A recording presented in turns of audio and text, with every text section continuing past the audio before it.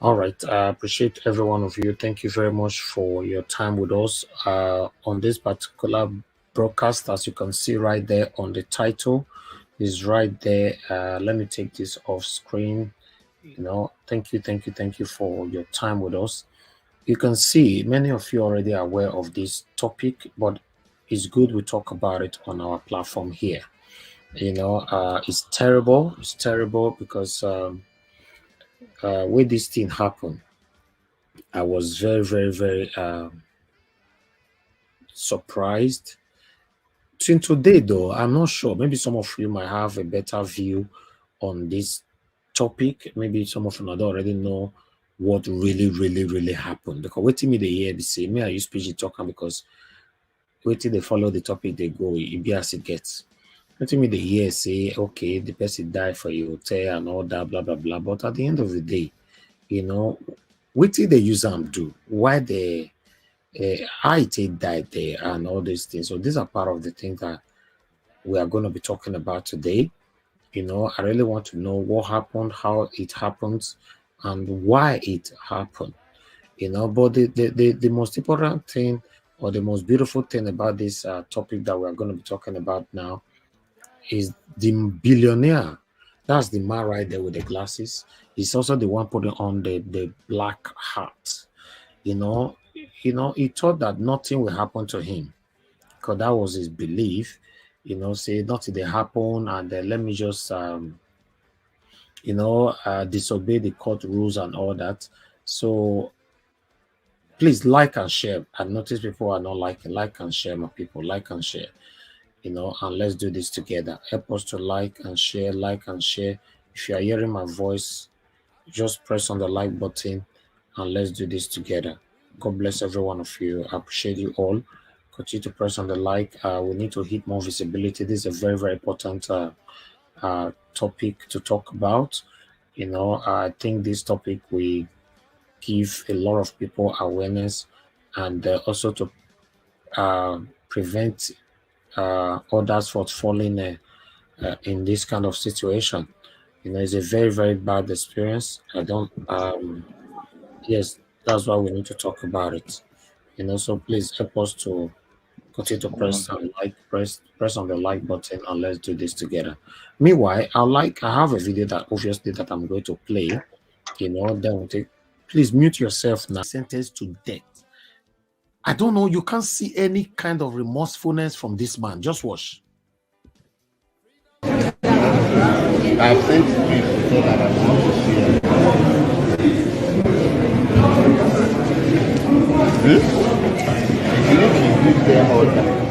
You can see. Look at the way he's sitting down with his glasses and his heart. He's already sentenced here. That sentenced to death by hanging. Look at him. But we begin to follow this. The next one must be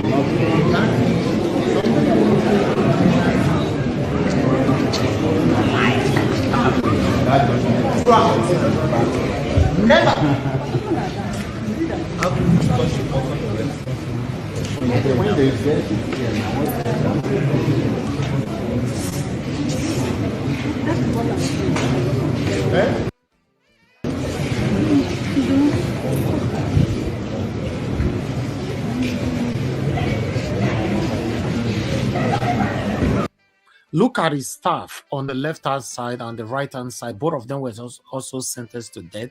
You can see the way those guys are feeling it, that, oh, it's over, They bow down their head and all that. But this particular man, see the way he sit down, say, the worry owner, So that's why Nigerians are currently saying that they must put eyes on this man. Are you sure? Because what Nigerians are calling for now on social media, say the day where they want kill him, may they still carry camera, make we see him, because the pride is too much. It shows say nothing they happen. I don't understand.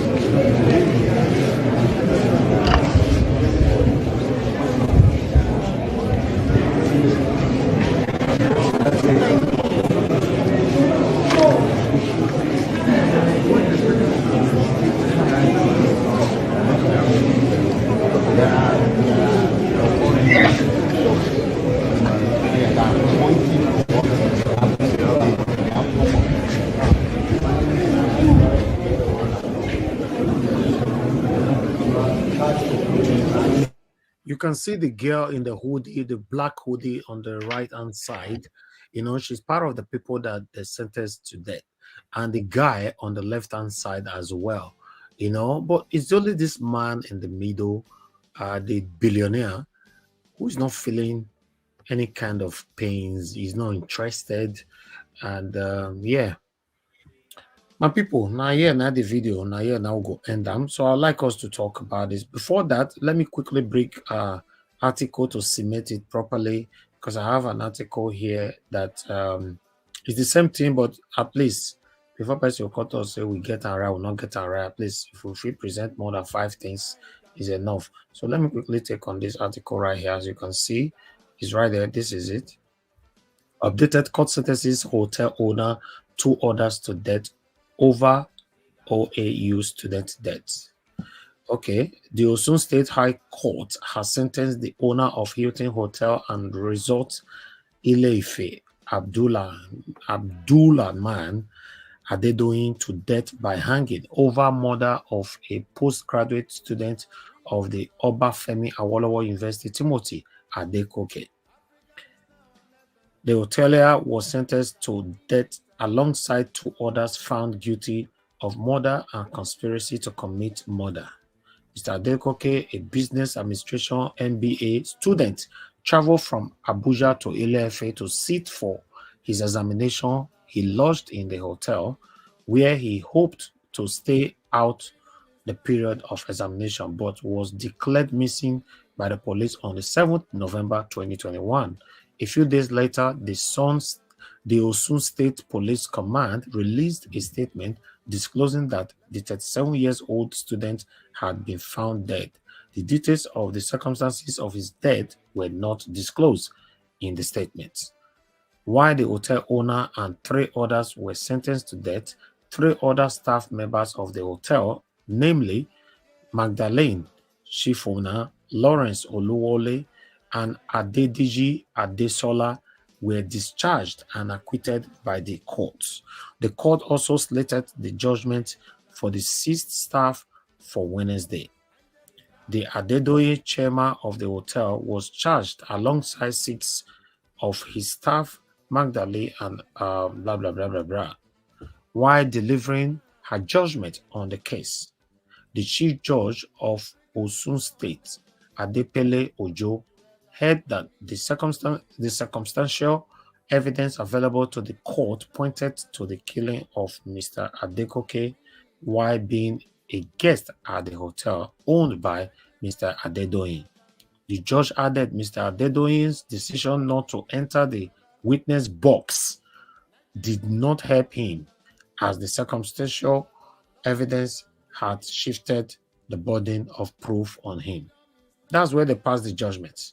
So, yes, thank you very much, people. I appreciate you all. So, I would like us, in fact, let me start hearing from my people. What's your take on this? We have a full screen, 1 more to go. If you want to come in, the link is right there. I'll repost soon, but let me call on the first person right here. Good morning, good afternoon, good evening to everyone of you, depending on their own region. This is the second segment for today. I will be here for the next 1 or 2 hours. Well, let's see, if we can do it together, but I don't know. But let me call on the first person right here, which is Give Us a Mandate. Give Us a Mandate. Thank you very much, my brother, for staying with us all through. What's your take on this? Well, thank you very much for bringing this to the eyes of Nigerians all over the world. what has happened in our country in the past maybe 1 or 2 years has actually opened the eyes of a lot of people to see the rottenness and decadence in our system. Exactly. But thank you so much for always standing for the truth. Thank you. Thank you for always being behind the people. Thank you for always revealing the news that, I mean, now there is fuel. People cannot even probably get fuel to get lights. There is first casino lights to even turn on their gen, maybe to watch news and things like that. But on their phone, they can easily just watch and see what's going on. So thank you very much. I mean, my heart goes out to the family of that young man, postgraduate student at the University of Obafemi Awolowo, Ile-Ife. Maybe a man with a bright future, and all of a sudden his future was cutting away, taken away by, you know. But I honestly bleed with the family and then also bleed with Nigerians. And for people traveling, this is not to scare people traveling to Nigeria. I mean, I went to Nigeria about 2 or 3 years ago, I think. And I had lodged in an hotel somewhere in Abapa. And I was not just comfortable with that hotel. I had to check out and then go to another bigger hotel um, on Point Road in Apa, just to have a nice time and then before I can return back to the States. But this is the fear that people go through when you travel to Nigeria, even Nigerians, because if you look at the body language of that man, and I'm not here to judge him, I mean, I won't judge him, I won't say anything. But if you look at his body language, and most of the people that even own this business sometimes, some of them are diabolical. We have to call a spade a spade. Even during the election, you see people going to lodge in an hotel and maybe even, like they said, they go with side chick and all of those nonsense that they do. And before you know it, the hotel people go and carry the cloth they sleep on and all of those things to go do all of those diabolical things and just to buy people for rituals and the nonsense. And so this guy would never believe that. I mean, a billionaire. But before he became a billionaire, what did he have? How did he make his money and things like that?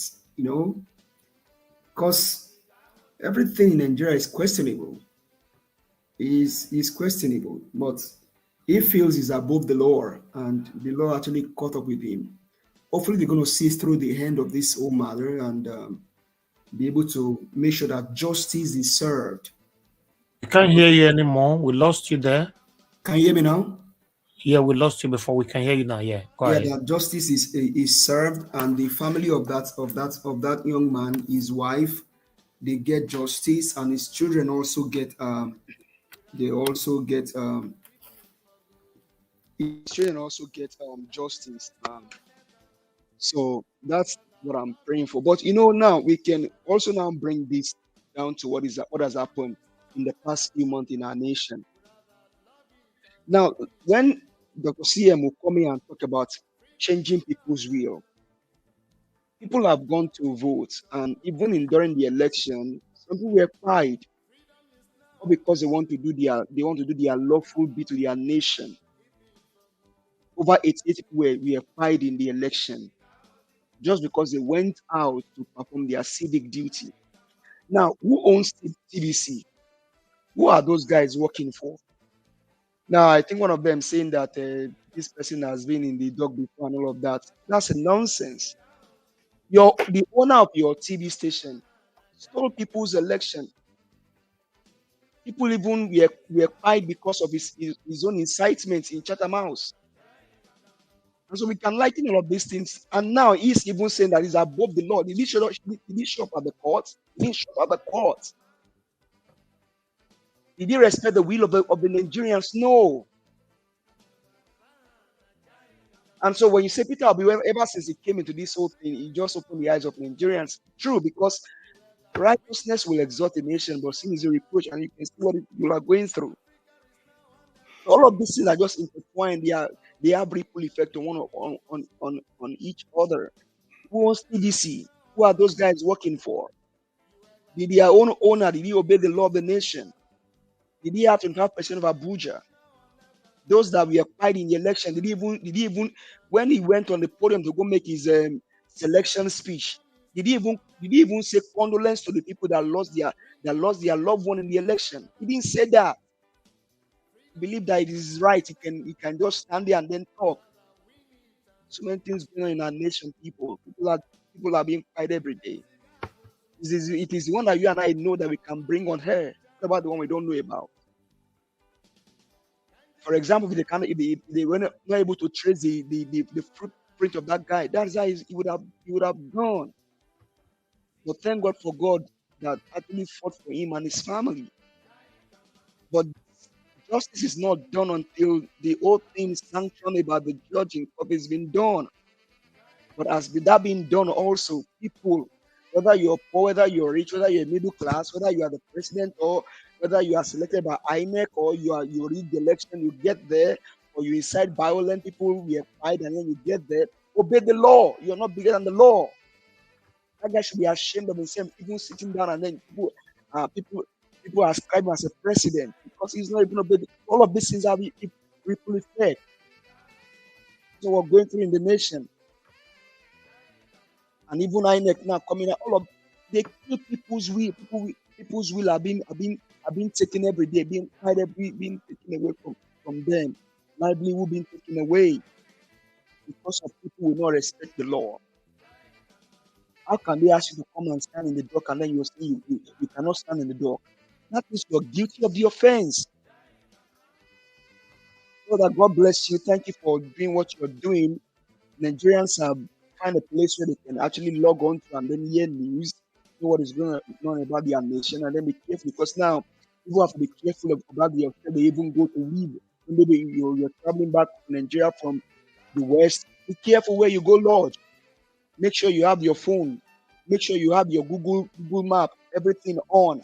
Able to share your location with your families. Thank you very much, Mr. Helbis. You are above all.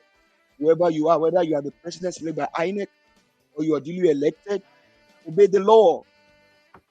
Obey the law. Thank you so much.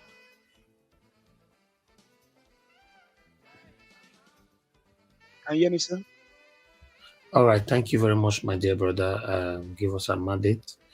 Thank you for giving that passionate delivery. It's sad, my brother. That's why I brought it here. I want to make all of you talk put because me myself, I don't talk put for the past 3 days on my own with my homies. So bringing it here, a lot of people, although a lot of platforms are already talking about it. So, but because we are too busy on this platform, I could not create that space. But now we are here. Okay, let me hear from Omashola. Omashola, sir, what's your take on this? It's a bad story, it's a sad story, but for the judiciary, I can say that's a new Nigeria we're going to be seeing. Justice for the innocent, the poor, less privileged. The man standing after being sentenced, his arrogancy is his plan B. He's thinking maybe they will use somebody and replace him and then he will travel out or somehow. I just pray that the media will just continue monitoring this man till he's hanged, because the rich people have a funny way of doing their things. He might be taken to the prison and then money exchange hand, they swap him for somebody else. I just pray this story, we will not leave it at this stage. We'll follow it up to the end and see, make sure that yes, he's being executed, because with the way we are going, we need to use him as a first scapegoat so that people around in his class and their group don't that, yes, so this is a new Nigeria. You don't behave anyhow. You don't treat the poor anyhow. Because if this man had passion or had any sympathy for human life, he should be crying there and even begging for mercy. But It's as if, yes, I did it and I don't care whatever happens. That's kind of things we see around. And there are many people like that have hotels. This is what this incidents, because God just wants us to see this one and expose this man. There are many hotel owners that do strange and funny things. So many things like that. So we have a lot of them because it is only in Nigeria people have money. You can't question how you got the money. You go around with private jets, big cars. You have policemen surrounding you. You are doing committing crime. Policeman is in your presence, seeing you committing crime. He says, "Oh, God, continue," because he's untouchable. I believe by the time Obi comes in, the untouchable will be touched that time because it's living like that in Nigeria by people that can't people because you are poor, you don't have any class, you can't talk, you can't say anything. The judges should make this Obi's case a how do I call it, a lesson for everybody to learn from. That you can't be in Nigeria and just behave the way you like and assume that nothing will be done to you. And I pray that things will get better if our law court can start giving judgments the way it's supposed to be. I'll leave it here for now. Thank you. All right. Thank you very much, Amashallah. God bless you. I'd like us to hear from Tunaja. Tunaja, are you there with us? Tunaja, Yes. it looks like you're not available. I'm here. Yes. Yeah, I'm just getting my mic up. All right. Did you follow up with the videos? Yeah, I saw the video. About the court case and the man that wasn't. Okay, go ahead. Talk to us. So, yeah. I may have a slightly different view of this. That's in terms of his reaction.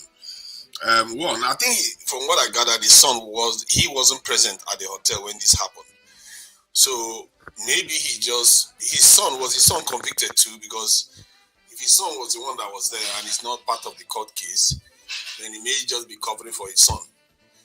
And if that is the case, you can argue that maybe that's why he doesn't care, because he feel like if it better him than his son, maybe that's why he's doing it that way. This also shows this thing about paying using electronic transaction, because that way it's always there. Somebody can go and find it. And technology sometimes it helps with some of all these things, because without that transaction, there's no physical evidence, because they destroyed everything else, but that one they can't destroy. That one doesn't belong to them to destroy. So that is the one that they were caught with. And it may not be that they did anything to him. And this is the thing about going to hotels individually, this habit of going to hotel, because from what I gather, he's been there before. I don't know whether I even went to hotel till until how many years ago when I started traveling to Nigeria. Because going to hotel by yourself, anything can happen. Anything can happen, and nobody will know what happened to you and what happened, how stuff happened to you. People should be careful, especially in the context of Nigeria. The way things go, you go to hospital, you don't know whether you're going to come out alive. Then you just go to a hotel by yourself regularly. If something happens, the hotel will want to cover for themselves. They will not want to cover for you. So they will want to cover their backside and they will move you away from the site. If he had paid by cash, they would not have known that he was even there at all. They will just cover it up and chucked him this in a way, because they just want to protect themselves. This is what Nigerians do, isn't it? Instead of, if this also happened overseas in a hotel, they will just call the emergency line, and whatever happened to him, however they found him, they will take him away like that. The hotel will have to answer for it, but they will take him away. But you can also find, I think I remember a case in the UK where somebody died in a pool, and that big rich man was charged, and I don't even know whether he was convicted. I think he too got off somehow. He wasn't convicted this thing for it. I think the reason why he's not scared may just be his nature. I don't think it has anything to do with anything. It may just be his nature, because some people don't fear death the way others do. And you can also, personally, I don't even see it as a negative trait. Why should you be afraid of death just because of the sake of it, or because they convict to death, you die? If you actually believe that what you're doing was defending your son, and you didn't care, arrogant people are the ones that are going to be begging. Arrogant people, they fear for their life. They are cowards. Those are true cowards. So it doesn't necessarily mean, personally, if I see people that show an element of lack of fear of death, I think it's something that is not to be frowned upon, especially for a man that, from what I gather, it seems to be doing this for his son. Because he wasn't present. So I don't know why Nigerians don't look at it from that point of view. Just because he's a big man, he should just be killed.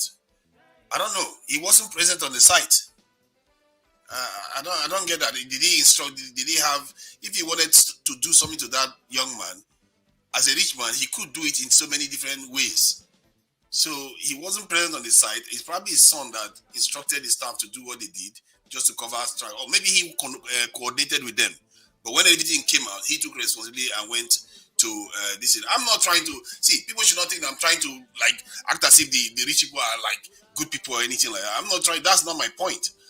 I'm just trying to be objective here. If he is not the one directly responsible for it, it doesn't mean he has not committed other crimes. The fact that he chose to hide the body shows you that he probably is very capable of committing other crimes.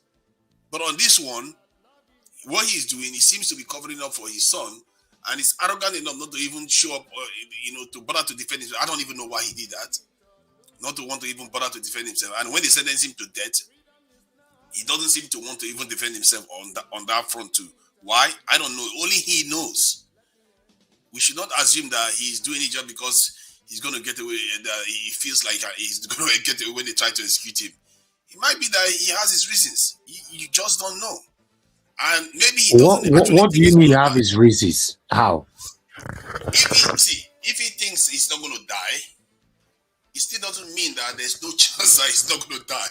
Because once you have been sentenced to death, if you're thinking that you're not going to die, you're not going to exactly be relaxed about it. So you think the reason why we didn't see any remorsefulness from him because he knows he can get away with this, right? I'm not sure. I'm not sure that's the reason why. I'm not sure that's the reason. There's no way. Can I ask a question, please? I'm not sure that's the reason why he feels that way. Can I ask? He just seems calm. He just looks like somebody that doesn't. Can I ask He's not very emotional. He's not emotional. I don't understand. He doesn't seem like. Can I come in? Yeah, but you know what we're talking about here is not the life of a roaches or ants. We're talking about human life here. And so, I mean, no matter how you want to be objective, I mean, show some compassion, show some empathy. This is I don't know. See, I get what you mean. I get what you mean. You're supposed to, for him, he should show compassion for the person that lost their life. That's what he should do. But remember, the court case is about his own head. And he's the one. The reason why what people are reacting to is even we analyzing this issue, we should be empathetic, because it could have been anybody of us, any of us. Yeah, that's true. It could have been any of us. This stuff is close to me.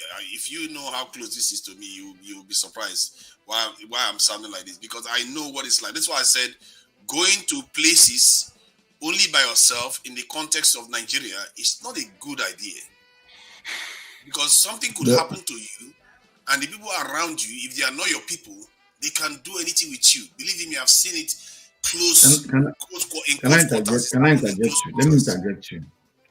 You see, go ahead. You see what we're discussing, man? Many of these things have been happening in Nigerian hotels where you have ritual stuff. This man, what if you have this scenario? He has only 1 year left to live, and is meant to pass it on to the son. And the secret is between his son and him, and that has been done. All right, mashallah. 1 minute. Let me pick this call. Good evening to you, Madam Maumi. Thanks for calling in. Please talk to us. Thank you. I greet all the panelists. Well done for this job you are doing. You are doing a great job. Thank you, ma. My prayer is that at the end of all these things, God will give us victory in the mighty name of Jesus. Amen. I've wanted to call you. I tried to call yesterday during that Peter Obi's case, because who was after him. But unfortunately, I couldn't get through to you. Oh. I don't know. I don't know if I'm still allowed to talk about that or we leave it till later. Yeah, but we are in another topic now. I don't know if you are watching what we are. Yes, this topic you are on is what I want to put light on for you. Okay. Because I will say, I talked to one of the journalists, the investigative journalists, one of them that handles this case. In fact, this case brought me close to be calling him like I call you on the platform. What actually happened about this case was that the guy lodged into that hotel. But according to the story we had, this man was the one running the Oba of Ife with this one that is there before he was chosen. Now he's a rich man and they believe they can do everything and go scot-free with it. I believe this guy was a saint. That was what happened, that God exposed this story. According to what we had, it was the mother that was doing this thing before. So the mother initiated him into it. There were many instances in the papers, about 3 times, of his mother before she died. Now she initiated him and he initiated the son that ran away. That boy was killed. They showed the investigative journalist that started this story is a man that is bent on seeing the end of everything. Oriyomi Hamsat, they call him. He's in Ibadan. Thank God they went to him. Because if you see all the sons, all the lawyers this man hired, they turned and twisted. From day one, I was always on the program in court with them. I can tell you everything. He was one of the people who killed that guy. They played the CCTV. We all saw it, but they didn't play it in court. Oriyomi Hamzat put it out. He was there, the son was there, and one other guy that was working in Oduduwa. No, that one ran away with one other lady, and the 3 of them were there when they killed this guy. They didn't show them killing him, but when they were coming out, they went inside that room, and he was saying he was not in the hotel, he was there. It was the 3 of them, himself, the son, and that guy that ran away with the son, that killed this guy. And when they came out, they put his body in a carton. The CCTV took this body. Every Nigerian saw it because we followed the story. So they put the body there and went to throw it away.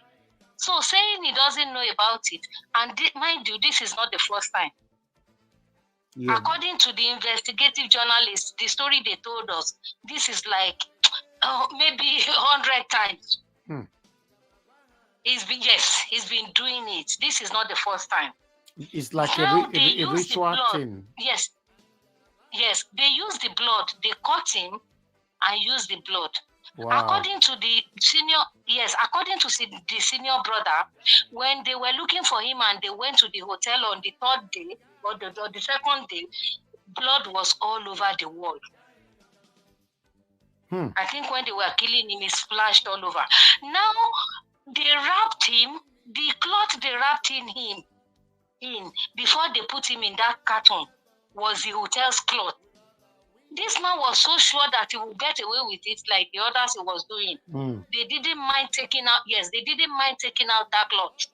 They found the cloth on him where they threw him in the bin.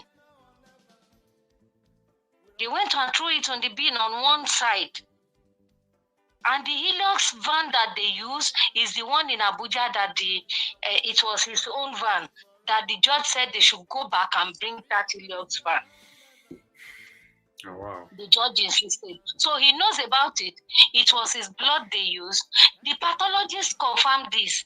Initially, they were telling lies that Timothy was sleeping with that girl.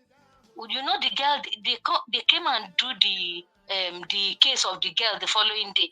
That was that girl, the 7th defendant, that put light on everything. She was the one who put light. Adeshola. Mama, is it possible, because they are asking right now in the comment section, is it possible, I don't know if you have a connection, how we can reach out to the wife and children so that we can help them through this platform? Yes, I think I wrote her number. I can even get her number through Baba Gbagede and Oriyomi Hamzat tomorrow for you. Please. They are planning to travel out now, so they launched a program for them yesterday that which Nigerians should help them. Oh, okay. You see now. The wife wants to travel out with the children. Oh, wow. So they just said that yesterday that anybody who can help, we should all please help. So I will get the number for you tomorrow. I think I wrote it down too somewhere because I sent to the journalists for them here. Thank you. So it was part and parcel of it. Initially when they started this case, he threatened the brother, the senior brother, to that guy that they killed, that you, they are going to kill you too. You are going to die. In the presence of all of us. It was recorded. He threatened him. Then they threatened. He wanted to be carried. He sent his thugs to go and carry him and kill him. Thank you, Mama. Thank you. Let us move on. So we'll be looking forward to hearing from you tomorrow. Yes, I will get in touch tomorrow by God's grace. Yes, we'd like to bring her here. God bless you, Mama. Thank you. Yes. Thank you, Mama. And you. Thank you. Good night. Mr. Elvis. Elvis. You see, it was as if the woman knows what I was about saying. Now she has shown light. I knew this is what happened because all these people, rich people that have hotel and all that and high places, we don't know how to get their money, so they do rituals all in the name of big money. People that have hotel, most of the rich people in Nigeria. I know when I say hotel, most of them. Let me give an example now. I think in some years back, I designed an hotel for a client. We have finished the design. He has agreed on everything. I didn't know whether he forgot himself. He was telling me and my colleague that for him to start this project, he needs to bury seven cows. The hotel is in worry. You understand? When he was saying it, I was like, why will you bury animals? You understand? So they do many things to just make the hotel run and all that. So I'm not surprised if that's what he did. But these cases, the lady said that he was caught. I don't think from what the report shows in that video that was played, he said that there was no evidence of cuts, but that there could be. Well, the second autopsy said something about a possible blow to the back of this in the head. So, and if you look at the way the sequence of events, them trying to hide CCTV and all the other things that they try to do, doesn't seem like something that was organized. If it was organized, they would be more meticulous. The CCTV cameras wouldn't be on in the first place. They wouldn't have to take it out, and they would have been more prepared. And they wouldn't be taking cash for this in electronic payment. But they also stated that they also said they disconnected the CCTV, the wires, and everything. They disconnected the CCTV, but I think what happened is they disconnected the wire from the ceiling everywhere. That's what they said.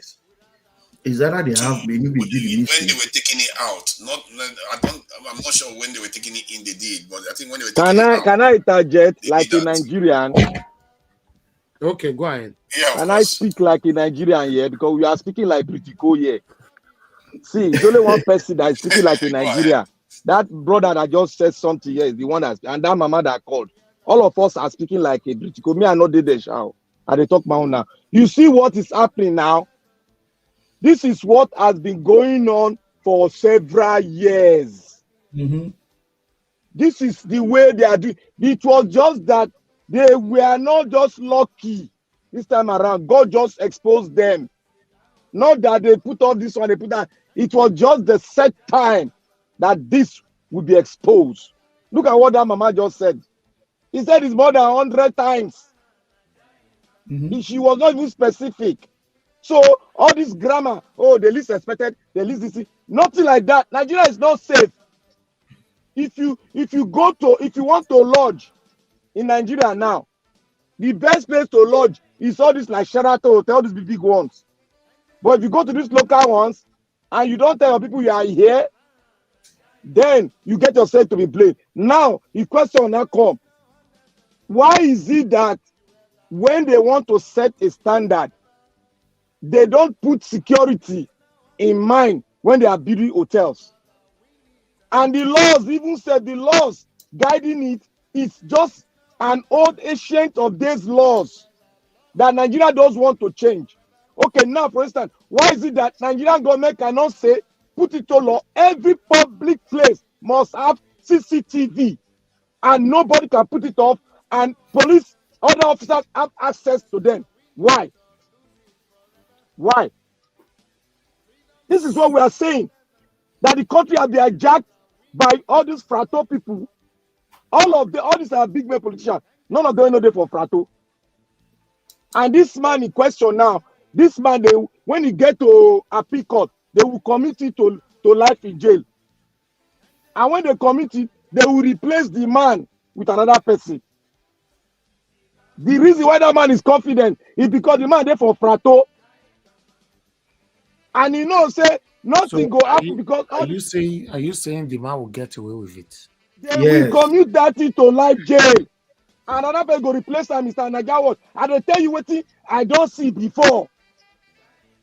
They go replace him. Then they drive for police station for first quarter for Lagos State. Then they do it every time. I think part of it is that the Nigeria, from what I gather, they have more than 3,000 people that have been convicted to death that have not been executed in Nigeria. So Nigeria doesn't even for more than 10 years, oh. For more than 10 years, oh. They don't as it is right now, the governor of that state has to sign it. He cannot do it. Nigerians don't execute their prisoners. I don't understand. The judge will pass judgment and the authorities will carry it out. It is the government. It's all over the world. It's all over the world. Even in America, yeah, they will put somebody for sale for 5-8 years. Nobody will agree sign up. I don't know, because if you want the society to work, Singapore today they are carrying out their own execution. They don't play around. Chinese, North Korea, in Saudi Arabia, you have to, because we are not like Western countries, and you have to set the example in a society that is so stressed. Let people get away with it. Your country, that your country is so. They do blind thing. Then go put hand to sign a bill in the world, whether they call it United Nations. Then they will come again, they will talk another thing. Let me tell you, for instance, now, do you know that all this live killing, all this commute to whatever, to buy, do you know that they are trying to take that away from Nigerian law? Yeah, they're trying to. They are trying, and they are putting pressure on their neck now. They don't want to do it. That is why I'm telling you that the governor. Blampata, for now, I'll be on the backstage. I'll leave the platform for you guys, but please know that we have people we never talk. We have Felix, we have Chris and AJ. Maybe I talk my own now. Okay. No. So that I never finish. Okay. Is that Black Panther? Who is that talking actually? I don't know who I'm Black Panther now. I don't tell you I want to talk like Nigeria. All this one I talk grammar for this type of place. I never see him before. Show. Yeah. Okay. All right. I'll leave the platform for you guys. Thank you. Go ahead. Okay, so yeah, I think partly see, for me anyway, whenever I see a man actually showing some sense of lack of fear, maybe because of my bias of seeing so many of our men in the context of Nigeria acting cowardly towards foreigners. When I see a few that show some sense of bravery, I tend to gravitate, feel a little bit sympathetic towards them for some reason. I'm not sympathetic. I feel like, oh yeah, at least he's owning up to his responsibilities. If he has to die, he has to die. You see what I mean? Sometimes what we lack is a culture of accountability. If they convict you to death and you did something wrong, you should take it. You committed a crime. That is what society dishes out. If you kill somebody, sorry, I use that language. If you are responsible for somebody's passing, you should be ready to take the punishment. Don't act cowardly and start crying. Like, oh yeah, forgive me please because I didn't know. You knew what you were doing when you were hiding all this. You could have called the police. Face the consequences, because so that person that has lost their life now, the potential children's children that person could have had, you deny that generation. There are consequences to actions. If you take somebody's life, you should be ready to face the consequences. Tunaja, So can from that I add point of one view, point? Tunaja, can I interject and add point to you? To that your fact that you're saying now. Tunaja, do you know that in Nigerian law, though they said if anything happened to anybody in your premises, you try to save the person, you call the police, you will not be part and parcel of the case. You know, in Nigeria, if somebody buy in your place and you are there, the police will carry you to court that you are aiding and abetting access to that buying. imagine That that. is why Yeah. people don't like calling the police, even if you are being choked. Interesting. That's why people don't like calling police. Even if somebody they choke you here, the person when they look you go just run, because if the police come, they will gather all of you that you are part and parcel of the case. They will tell the judge, because they are very lazy in investigating. They will tell the judge that you are a witness. They will not tell the judge you are aid. You were there when it was happened. Why did you call police? And if you call police will put you together with the crime. That is the reason why you see many Nigerians, if they are doing something evil, they will never call the police, because if they call the police, they will rub them into the case. Because if the police does not see that suspect, they will not take you as an alibi to that success, to that suspect. That is why Nigerian mentality is like this. So if you are talking under Nigerian case, you must come down to their mentality and know the reason why it is like this in Nigeria. We just need to reshuffle everything total. Thank you. Yeah, if that is the case, then that I can see All right, why let's some other people will person speak, dodge. I beg. Yeah, it's true. Who is Oga next? Felix, are you there? Oh, Felix, Mr. Pauls. Hello. Okay, I'm not sure Felix is still available. Let's see if Oga Chris. Oga Chris, are you there with us? Yes, I'm here. Good evening, everybody. Can you guys hear me? Yes, sir. Good evening to you. Thanks for joining us. Good evening, Ninja Wash. God will bless you for this work that you are doing. This Thank you, your sir. heart of humanity. It's only God that can actually repay you. Sometimes I just feel the prayers are not just enough, because considering the time, the energy, the resources, everything you've put into this movement, I think it's truly legendary. So, once again, I want to wish you the best and pray that God will continue to bless you.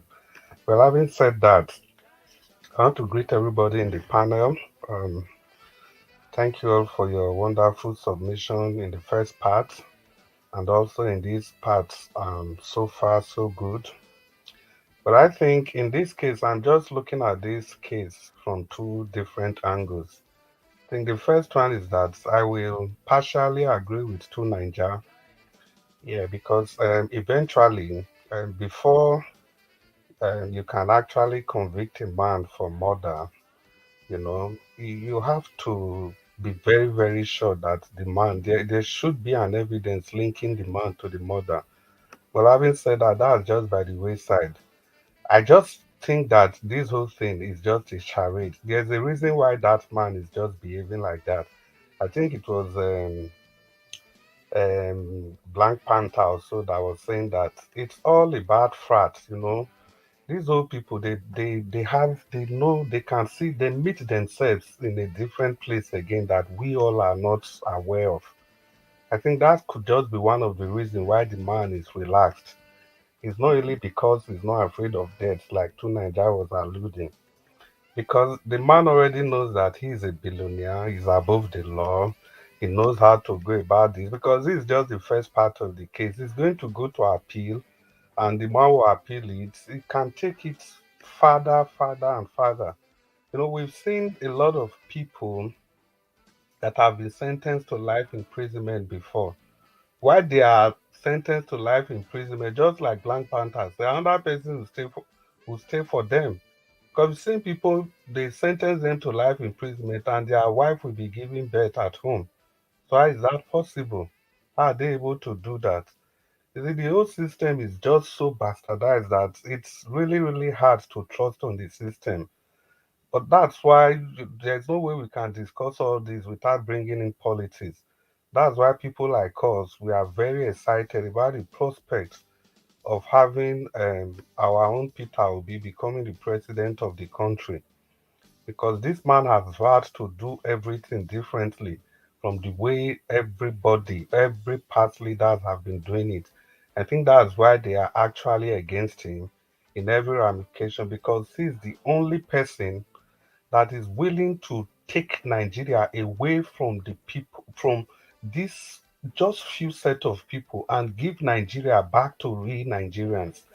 So I think that's why the system, the establishment, all of them, that's why they are against him. Like I keep saying, it's just the political class, it's just the few of them that you see.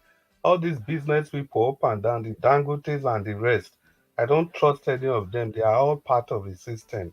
They all know what they are doing. So let me just leave that aside. So still talking about this case now. You see, it's very funny in Nigeria the way our justice system works. There's the deputy speaker. We all know what he did during the last election. 15 people that he sent to their early demise. And all the judge said was that they didn't even allow the case to go to trial. And that man is still working a free man. So that's unfortunately that's just how the system works. This man is a billionaire. Eventually he's going to wiggle his way out. Even if he doesn't wiggle his way out, the case is just going to continue and continue and continue and continue like that. And I was even taken aback on the analysis of the people in TVC. I actually stopped watching TVC soon after Peter Obi was became the candidate of Labour Party. Because I used to watch journalist Hangard. That man there, what was his name, Babajide? He used to give fantastic analysis. But when Tinubu came into the scene, the man, if you listen to his analysis, it was so annoying that if you don't leave your screen, you may just destroy your television from the kind of things they were saying. Is it not the same Babajide that was swearing on television that Tinubu won the election? He said he swore by God that Tinubu won that election that all of us saw. So I don't know what give them the moral impetus to sit down and now start saying the man was behaving bossy. Has Tinubu not done worse than that? Have they called him out? Has has he respected any of our laws? He refuses to go to court. Even all through his campaign, he refused to talk to anybody. He refused to attend any of the interviews. He refused everything. And all those people, they kept quiet. They didn't say anything. So what's the moral justification for them to now start quarreling and talking about and somebody and somebody's personal private business? Yes, they are journalists. I'm not saying they shouldn't say it, but I kept saying, where is the moral justification? No, he who comes to equity must come with a very clean hand. So I don't see any reason why those guys in TVC they feel they have the right to be judging others when their own head is rotting. Their own head is completely rotten. Can I Because interject it, sir? I'm sure if if the Can I interject, sir? yes, please, I please, mean, thank you so much for your analysis. Just go ahead, sir. Thank you so much. yeah. So if the law should work the way it's supposed to work, I don't even think we will be talking about it. No, it's because the law doesn't work. That's why after February 27, we all still come here every day to come and be talking and talking and talking over an issue that was supposed to have been dispatched with. That's why it grieves my heart when people celebrate this so-called Dangote refinery. What kind of people are we? Dangote refinery, $19 billion. Out of this $19 billion, the federal government of Nigeria gives $7 billion. So what are we saying? $7 billion of our money, of the money of common Nigerians. We've invested it in one person's corporation Who cannot become a Dangote if you have the same right as given to Dangote? You alone will import cement, you alone will import rice, you alone will import this, you alone will import that, salt, sugar, everything. Any madman in the street, if given the same right, can almost become as rich as Dangote. So I don't count him as any person that's successful in any way you look at it. And if we don't know NNPC Corporation, you know, a lot of people have invested in that corporation. So that's the next cash cow that they are going to use to be siphoning our money. That's the next cash cow. And now we are talking about removal of fuel subsidy and everything. We are just calling Tinubu, Tinubu, Tinubu. But we forgot that Buhari is behind all this. You know, this is one thing that Buhari has been able to do. He just made himself almost invisible in all this crime that is going on. I'm surprised people are talking about Emefiele up and down. Can Emefiele do half of all those things he did if Buhari didn't allow him to do it? Even this election, every day we are singing with the INEC chairman. You know, in all this, we just tend to forget Buhari. But in my own view, Buhari is the devil in the detail in all this that has happened in this country. He is responsible for all of this, all these pains and suffering we are all going through. He's completely responsible. Is it not clear that the fuel subsidy, they were playing with this, he and Kiari, the MD of NNPC, they were just playing with this, dragging their foot, waiting for Dangote's refinery to come into the picture before they can take appropriate action. And again, the man lacks ability to take responsibility. He doesn't want all these things to appear that it was during his administration that all these things happened. That's why he has been shifting and dancing and shifting the goalposts up and down. So, having said all that, the whole country itself is a crime scene. It's a complete lawless place. And that is why everything we do, we must fight hard, very, very hard, to ensure we must never give hope, to ensure that Peter will be ascent to power because he is the only leader that has demonstrated a capacity to do things differently from what the others have been doing. And that's actually why they are against him.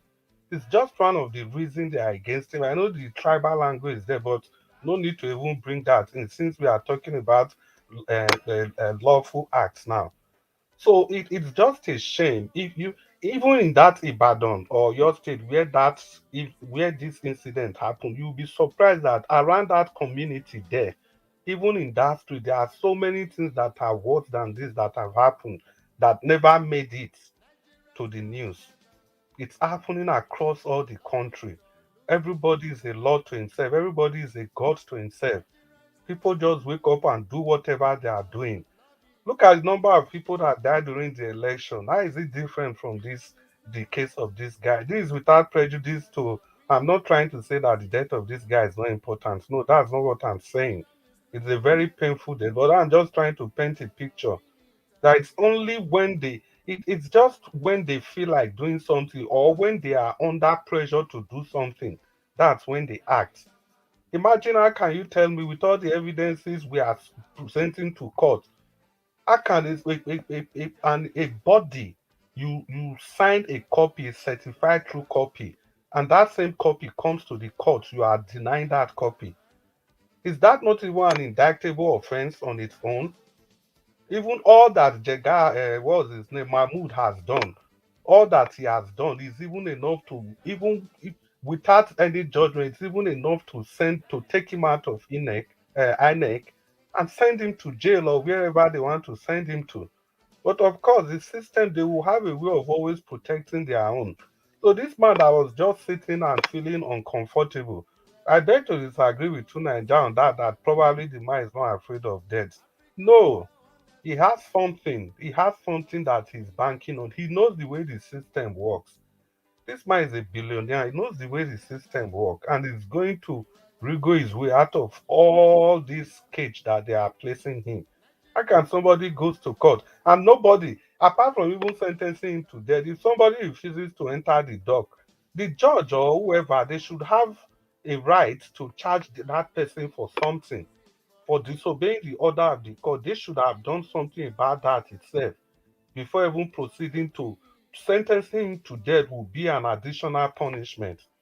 Because death sentence, like we all agreed in Nigeria, how many governor is bold enough to sign to commit somebody to to to to suffer that kind of sentence? They will never do it. They will never do it. Like Tunaja said, whether there are over 3,000 or 13,000 cases that nobody they don't just want to sign. No, everybody is afraid to sign. They will not do it. So this man, his confidence, the confidence he was exuding, it's not because he's not scared of death. It's because he understands the way the system works.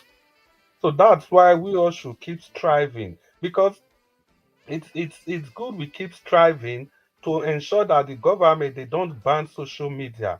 Because if not for social media, I'm very sure the evidence would have been swept under the carpet. Just imagine if not social media, if not like a channel like Niger Watch. So are we going to see here balanced information? Is it what they are saying NTA or TVC or the other mainstream media?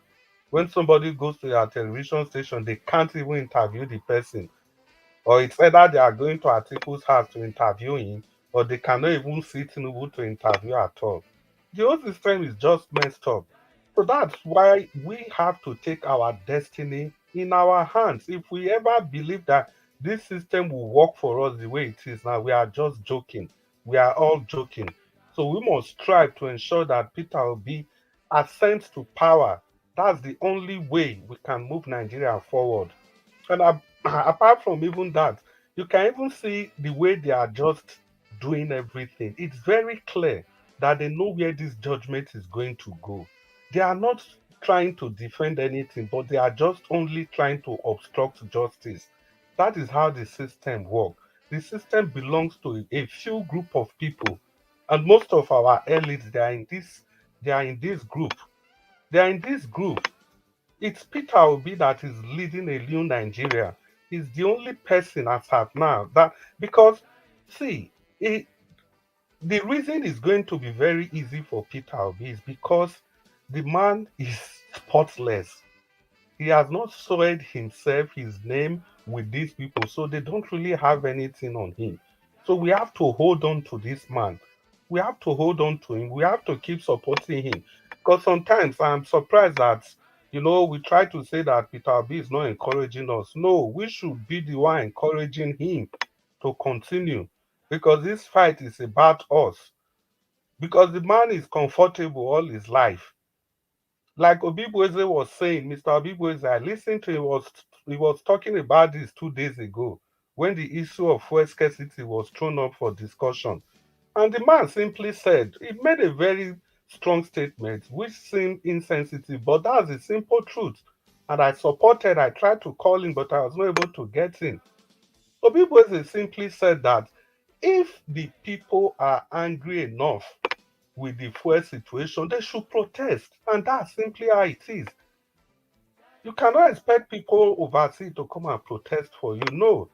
If you can cope with the situation, you keep coping. If you cannot cope, you've had enough. You protest. The same way they stole the mandates, we are there expecting Peter Obi to announce that, okay, everybody go to the streets. Peter Obi cannot do that.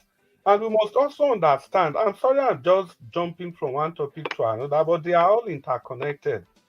We must also understand that Peter Obi has to be careful of the kind of things he even says because they are looking for something to tie him down. And let's not kid ourselves. The whole thing, our elected vice president said, Ahmed Dati, Baba Dati Ahmed. If it was Peter Obi that said half of those things, I'm very sure they would have come for him. I'm very, very sure that they would have come for Peter Obi. But I like and I enjoy the boldness of that Ahmed. All those things he said, they were all true, all of them. I supported everything from beginning to the end. I wish everybody on ground, the people on ground, if they have that kind of boldness to take on these people, I think so many things will be done. But if we are expecting Peter Obi to make statement that will encourage people to do what they are supposed to do. It's going to be a long, long work. Me, I don't even support that. We need our Peter Obi in one piece. We need him in one piece because he's just the focal point, and these establishments, they know. For somebody to come out, he came out on his own and he said, if you find anything against me, I will stop campaigning. Just like Elvis, Mr. Najawatch has been saying, that if you have anything against me, say it. It's the same thing Peter Obi said. If you have anything against me, I'll stop campaigning. So it will only take somebody like that to actually change the system. Now, taking it back home to this same topic, it's all about a systemic thing. Not until we have a new Nigeria where everybody will be equal before the law, where somebody like Tinubu can be subpoenaed to bring his birth certificate, to tell us the school he attended, to tell us who were his classmates. Not until we have a system like that, we are just going to be seeing pockets of justice and a sea of injustice around the country. So the only guarantee we have to achieve this now is through Peter Obi, through the mandate of Peter Obi. And we must never allow this mandate to go, irrespective of their initial, whatever they are doing. Because the evidences, my brothers and sisters, are just so overwhelming. It's overwhelming to the judges, it's overwhelming to INEC, it's overwhelming to PDP, it's overwhelming to everybody that don't mean well for Nigeria. So eventually, if we keep pushing and pushing and pushing and keeping the ball rolling, I'm very sure, 100% sure that we'll get there. I think somebody was trying to tell Mr. Najawash when Najawash said 95% assurance. Somebody said it's more than 95, it's 99%. Yes, I agree clearly. You still have to keep that 5%, like Mr. Ivis always says, because these people are satanic.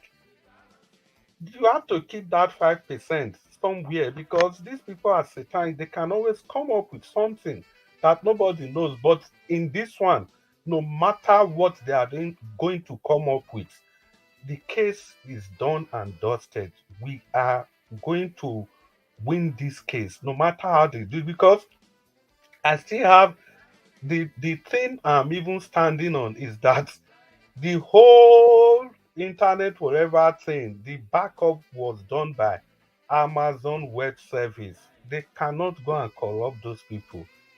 Their name is just too big to be corrupted for an election in Nigeria. So having said all that, we have to be focused if we want to get a Nigeria that will work for everybody equally, irrespective of being a billionaire or being somebody that is in abject poverty. If we want to get that kind of Nigeria that will work equally for all of us, we have to keep fighting. We have to ensure that we retrieve this mandate. So thank you very much for giving me the opportunity to talk, Mr. Ninja Watch. God will continue to bless everybody in the panel. I'd like to yield here. Thank you so much. Thank you very much, Mr. Chris. God bless you, sir. I really appreciate you as well. Thank you. Oga AJ, are you there with us? Yes, I'm here. Thank you very much, sir. We'd like to hear from you on this discussion. Yeah, thank you. Thank you very much. Thanks very much, Mr. Elvis, and to all the panelists. On the subject, on the video, the last video that you showed, this Oshun case. You see, I want to give credit to the social media. The role that the social media played in this case cannot and can never be underestimated. If it had not been for the social media, this case would have been buried long time ago. It will not even see the light of the day. The consistency that through the social media was just overwhelming all through. And that was what kept the system in check. Just if you juxtapose it with what is happening now in the presidential petition, it is the same thing. we must be focused, because that is the only tool that we have that will keep them, that will check them at the end of the day. The case of this guy that was murdered, brutally murdered, murdered in Ile-Ife, was just that it was time for this man. He's been doing this for a long time. Because this is the case that I followed it for the past for the past 15 months. I've been following this case steadily. And you can know that it is just that it is time to face judgment has come. And there is nothing anyone can, his money cannot save him. His connection could not save him. Nothing. He tried. Attempted were made by this man. In fact, at the beginning of this case, one of the things that actually drew my attention to this case, I was amazed at the initial stage. Within 48 hours, people through the social media raised 17 million naira. I mean, it was announced on a Friday. By Saturday evening, they've raised 17 million because they wanted to get a sign. Because this man was parading sand all over the place. He was intimidating this family with sand because they just have their regular lawyer. And he was parading sand all over the place. People came up and they raised 17 million naira within less than 48 hours. That was how San Falana came in. Or they raised this money to approach Falana. Again, Falana said he's not going to take a dime. So that money was raised. Falana did not take a dime. He said he's going to go on with this case free of charge. Because people didn't know that, because they know that to get the likes of Falana, that is the minimum amount that we need. And the moment it was raised on social media, people all came out and raised this money. That was when I knew the time of this man for judgment has come. And when Falana came in, that was it, because now he has met his match. And the judgment, again, the judge that was assigned, that's another indication. It was just the right judge that was assigned. Though this man made attempts, several attempts, were made to scuttle this case, to bury this case. First of all, they took this case to Abuja. They took it to Abuja. It was Falana that said, "What? You can't take the case out of the jurisdiction where the crime occurred." In fact, they took the case to Abuja. There were 2 or 3 appearances in Abuja until Falana get this case back to Osogbo. If it had been the regular lawyers, probably this case would have been in Abuja and they would have been able to scuttle it and bury this thing. This case came back to Abuja. Again, with the consistency of the social media, people crying out every day. So at the end of the day, in fact, this man was so powerful that even the pathologist, one of the pathologists, the chief pathologist, was compromised. The man came, he was his witness. The man came as a witness and he wanted to scuttle the whole, pathological record. Again, if not for the likes of Falana. In fact, these pathologists, those are the type of people that their licenses should just be withdrawn. It should be suspended. He came to court and he was just spilling out nonsense. Yeah.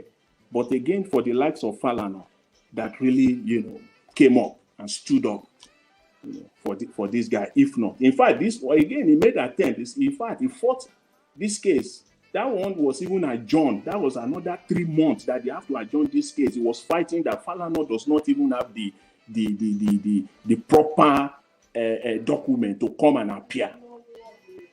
He came. He used that. His son, they came. They said no, that son Falana cannot. It doesn't have the standing to come here. Are you the one that will? He tried. He tried again. He failed. With respect to his body language and the fact that he didn't show remorse, this man knows the system very well. I will allude to one or two of the previous speakers. He knows the system very well, and he knows that he's going to appeal this case. Number one, he's going to appeal this case, and at the end of the day, it's going to be this case is going to be commuted, to life imprisonment. That's what is going to happen. That's what he's banking on as we speak right now. I can say that with all certainty. It's not that he's not afraid, though. He's afraid to death. That man, but he's banking on the system. Again, this is where, Mr. Elvis, you said earlier, I think today or yesterday, you talked about episode 1 or season 1, season 2 that we're seeing. I will compare it, with this case as well. What's happened as far as this man is concerned, this judgment, that was season 1. Season 2 will come, which is the appeal. Except the social media go to sleep and thinks that, okay, judgment is done. But if the social media can play the role that they played during this, for the last 2 years on this case, is money, whatever is banking on, I believe it will fail also. Unless people go to sleep. And people just think that, okay, judgment has been served, this man has been, sentenced, whatever, and then people just kind of, bring it and everybody go to sleep. But if the social media can, and that's where I hope, and I will, if the likes of Niger Watch can, take it on with a close marking and watch this case once this man appeal and give it that close attention, that is exactly what we get this case to the finish line. Other than that, this man, as far as Nigerian system is concerned, he will go away with it. He will appeal, it will be committed to life sentence, and once he gets there, just as Black Panther said, they will switch him and he will go. He will go and live his life somewhere. That's what they do. His son, who masterminded, with this man, with his son. His son was there from, if you follow this case, his son was there. He masterminded this satanic act and he absconded. He didn't show up in court. During the case, they could not put on, aside from the pathologists that stood, they said they have witnesses. Again, they use that delay tactics for another 3 months, telling this judge that their witnesses will show up. The judge will give them another week. The judge will say, it's only 1 week that you asked for, but I'm adjourning this case to another, to the next month. Next month will come. These people will say their witness or witnesses are still not available, because there is no witness that will stand for this man without lying under oath, because it was obvious. The CCTV camera was there. Everything was obvious. We all saw it. So nobody is going to come. Police did not show up because the police officer said he can only come and witness, unless if he gets, not until he gets a written approval from IG, from Abuja. He cannot come and stand there because there is no way the police officer will come. He's going to lie. The only way you can come and witness in favor of this man in the court of law under oath is to lie, and nobody want to commit perjury. So everybody ran away. So it was so clear. And then the judge again gave him the final opportunity that, okay, you can now come on the stand now and defend yourself. They gave him that final opportunity. Again, he himself cannot come. He said no. He said he's not going to take a stand, because it's all going to be lie. So I just want to give, kudos to the everyone, the social media, everyone that just did not relent on this case. I want to give kudos to them. I want to give kudos to the judge. This these are the type of justices that we need in Nigeria. Though again, I know that the social media play very, very a very, very important role here. So I want to give kudos to this woman. That God will bless her, God will bless her home, because she delivered the right judgment on this case. And again, if you juxtapose it with what is going on right now, the Presidential Petition Tribunal, that is exactly what we need. It is the social media, the focus and the attention that we place on this petition, this ongoing petition of the tribunal. That is the only weapon that we have as it is right now. We can't go to the court. In fact, they even took that away. Which is a right. They took that away.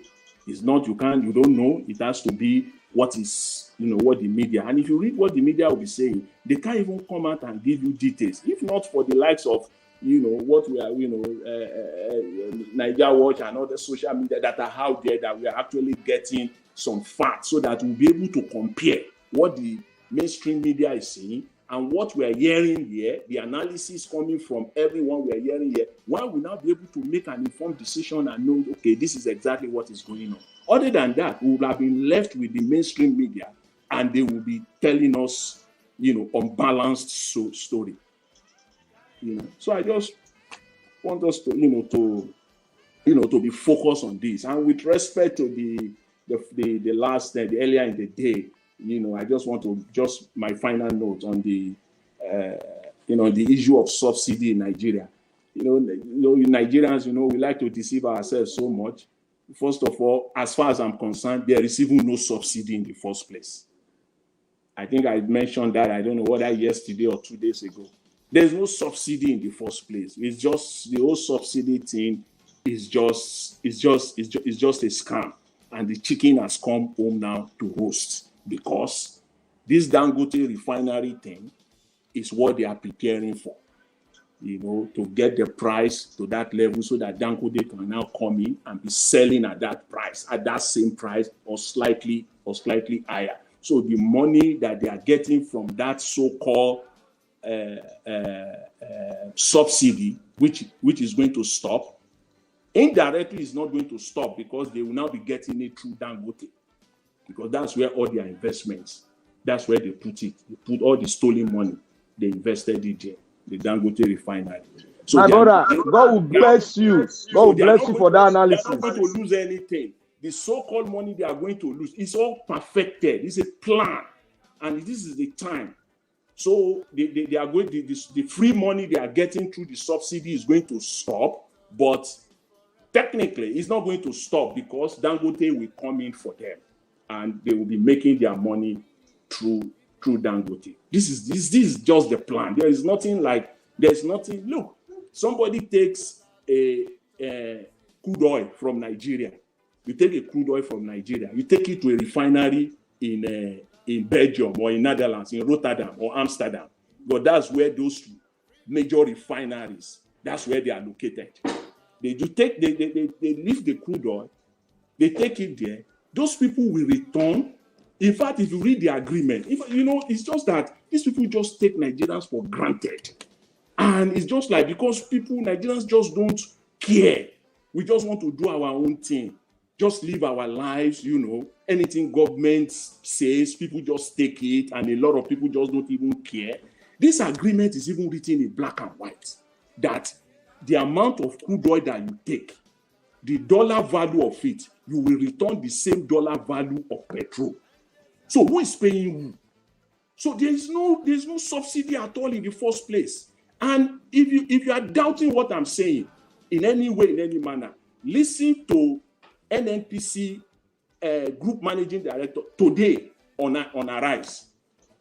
He had to come out today to save his face. He must come out, because the chicken has come home to roast.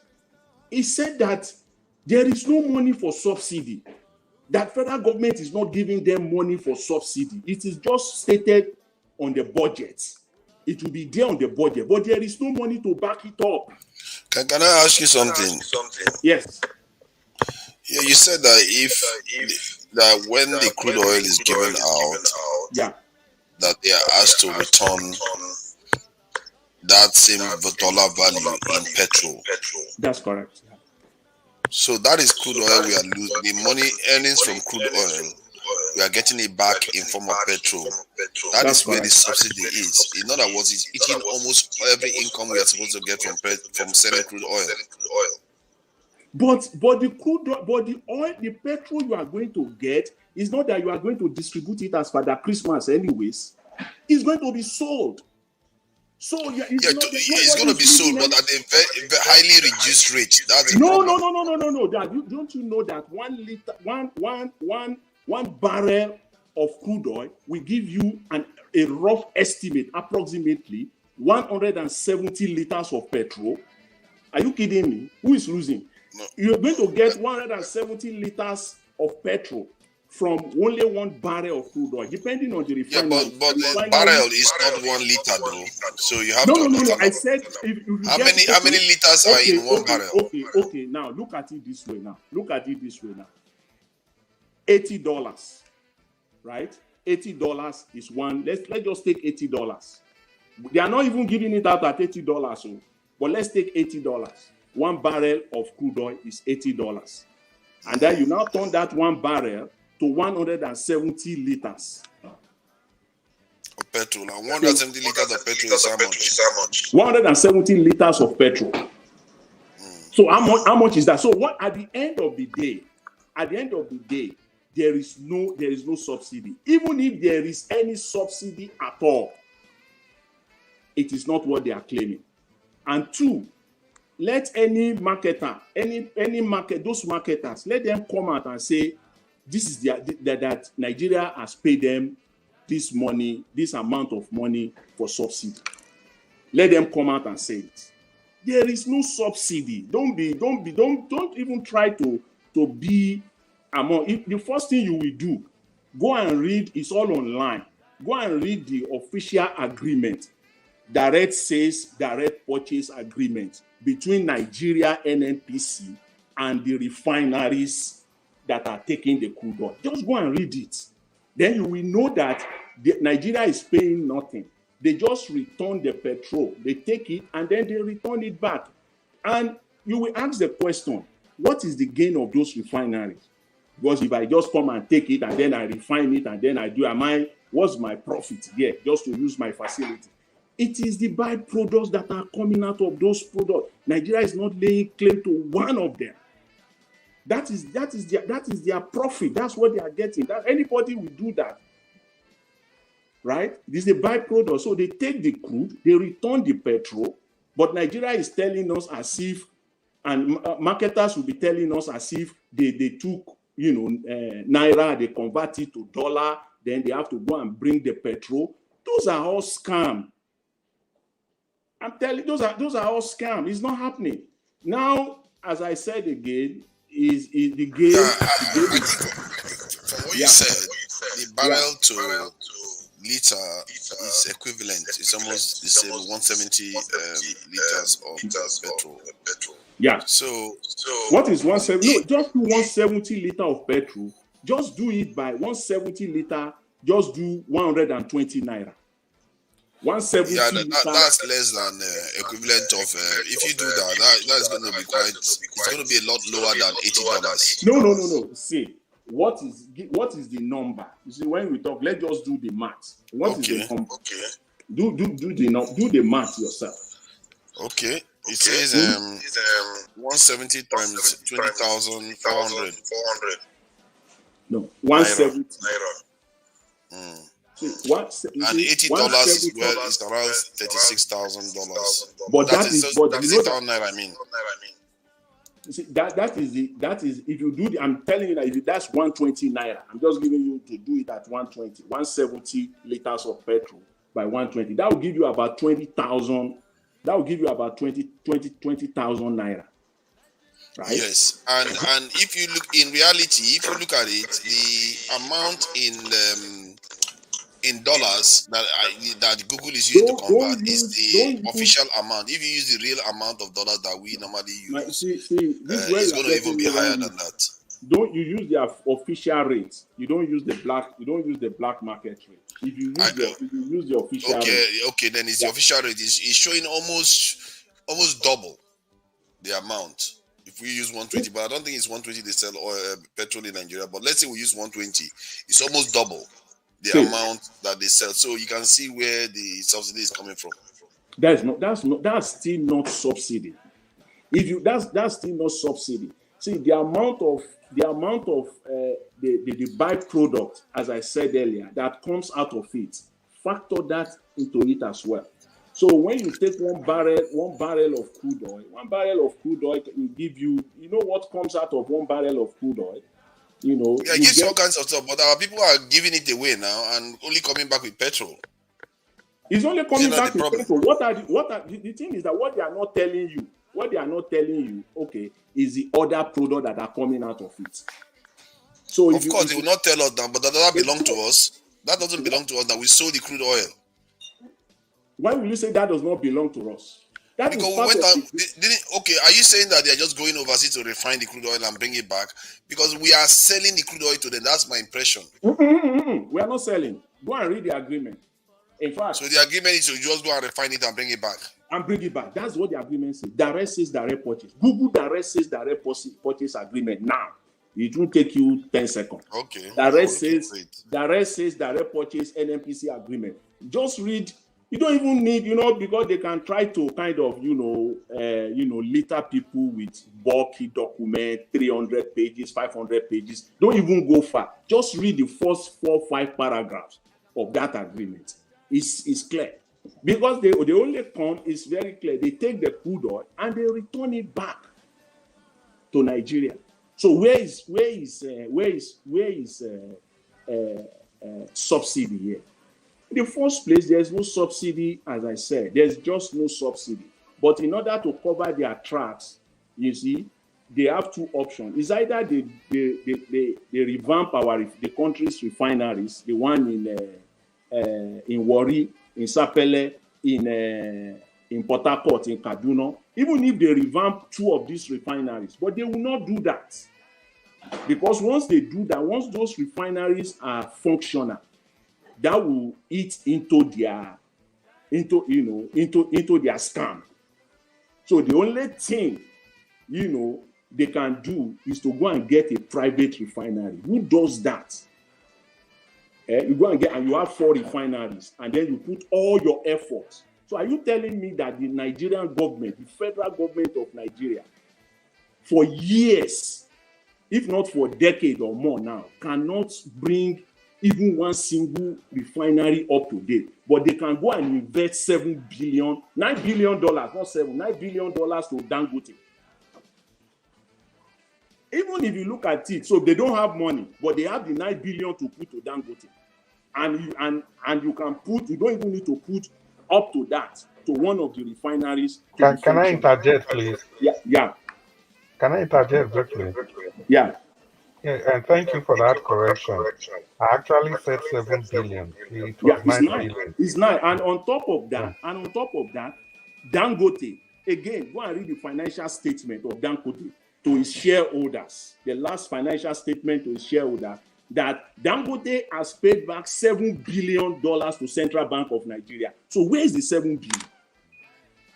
So as we speak right now, Nigeria only has $2 billion in Dangote. Because in that financial statement, Dangote reported to his shareholders, they are all laughing now. They are laughing to the bank now that they have repaid $7 billion back to Nigeria through the Central Bank of Nigeria. Let Emefiele come out. Those are the questions media are supposed to be asking him, to come and confirm and say, okay, Nigeria have received this $7 billion from Dangote. Because you are not fabricating anything. You are just reading from the Dangote's financial statement to his shareholders, directly to his shareholders. Can I interject? Yeah. You see what you just said now. Most of us doesn't want to even get there. That is why we're always saying we need resetting. $7 billion.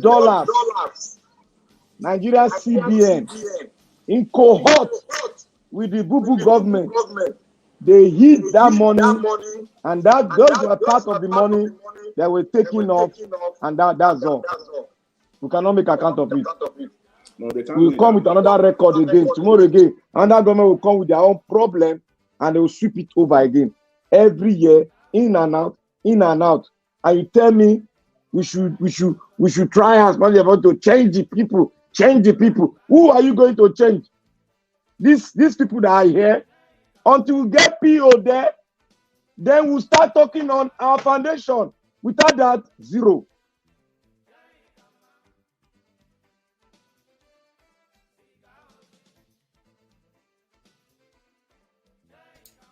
Who is talking?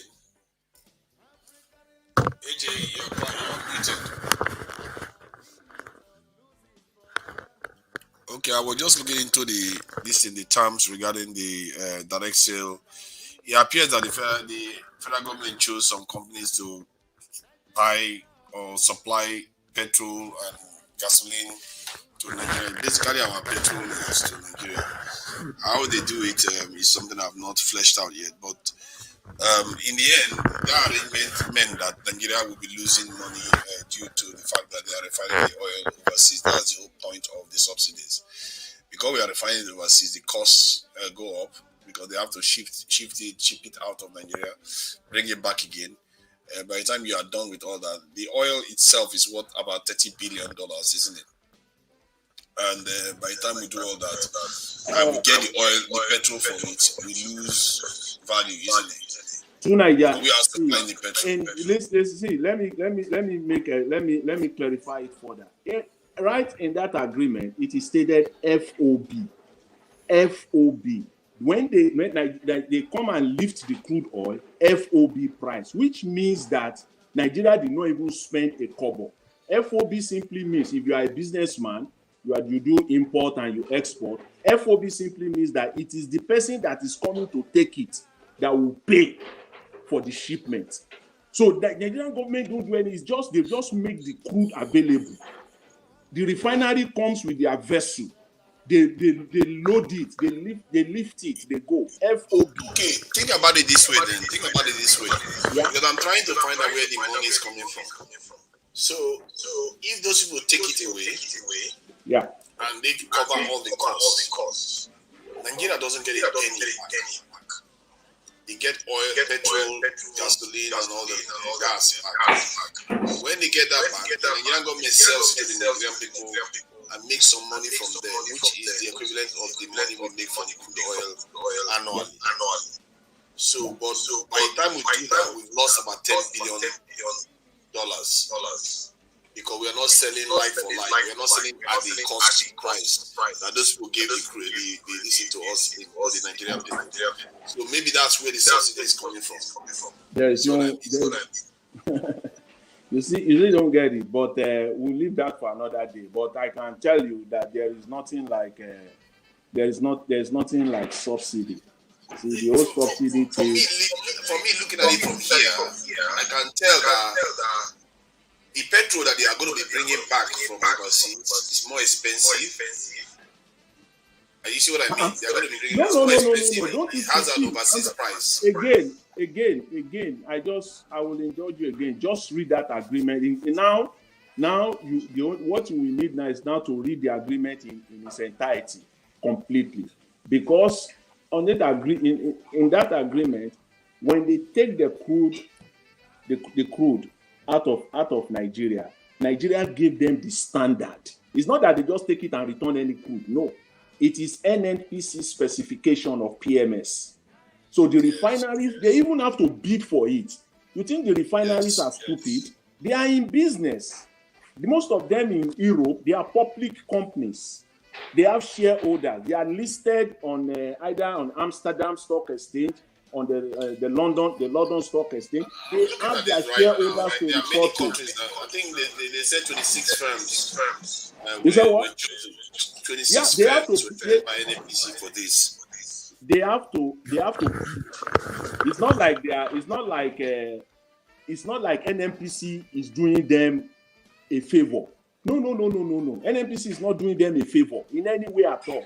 They have to bid. It's very competitive bid. Though they play some games there inside and get some local people inside to play some role, but they have to bid for it. It's not like they are coming in to do NNPC or Nigeria a favor. They see an opportunity to make money and they come for it. Yeah, but you have to Can I speak for a minute?